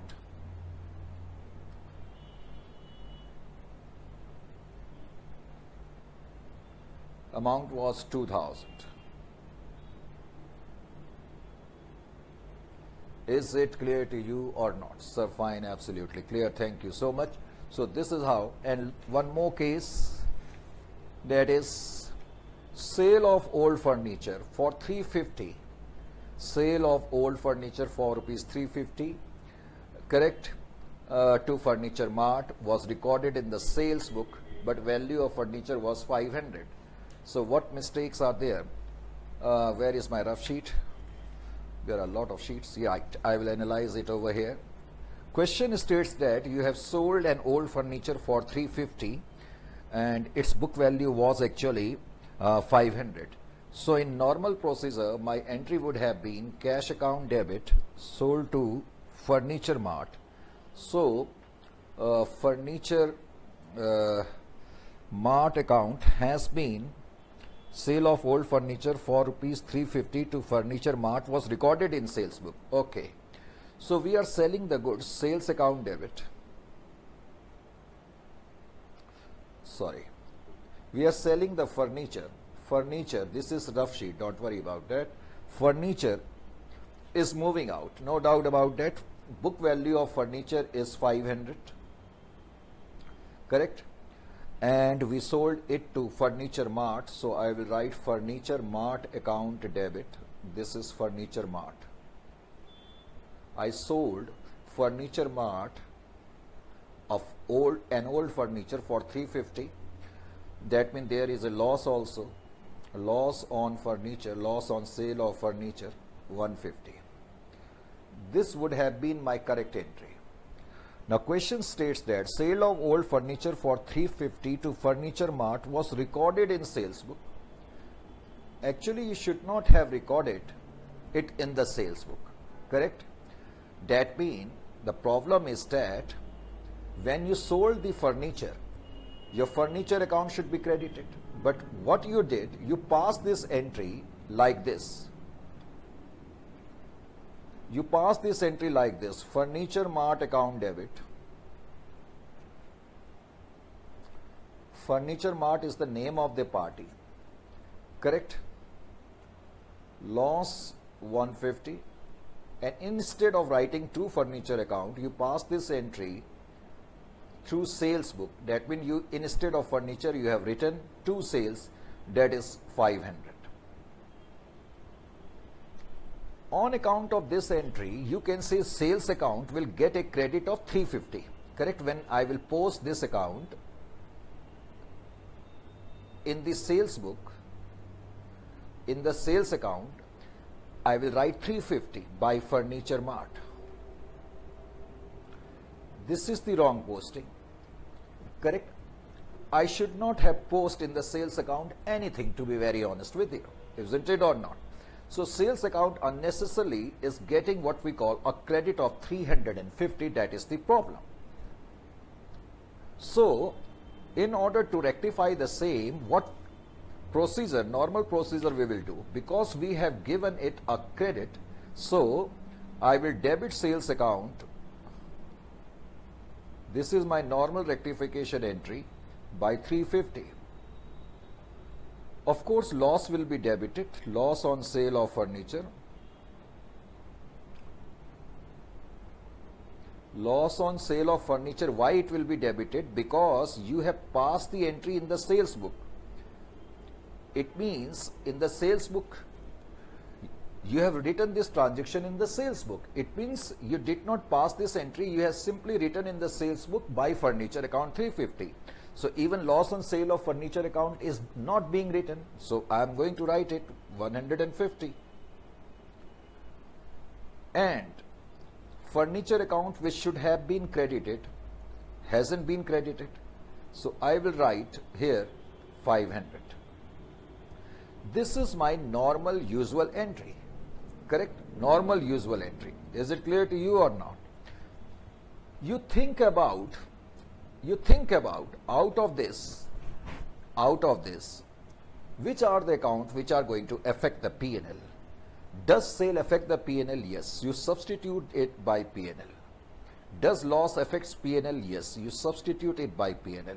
So your rectification entry will be P&L account debit to furniture and fixture account, or simply furniture account 500, 500. Correct? So I will write the fifth entry and the final entry here. P&L account debit to furniture account. I have given the explanations 500, 500.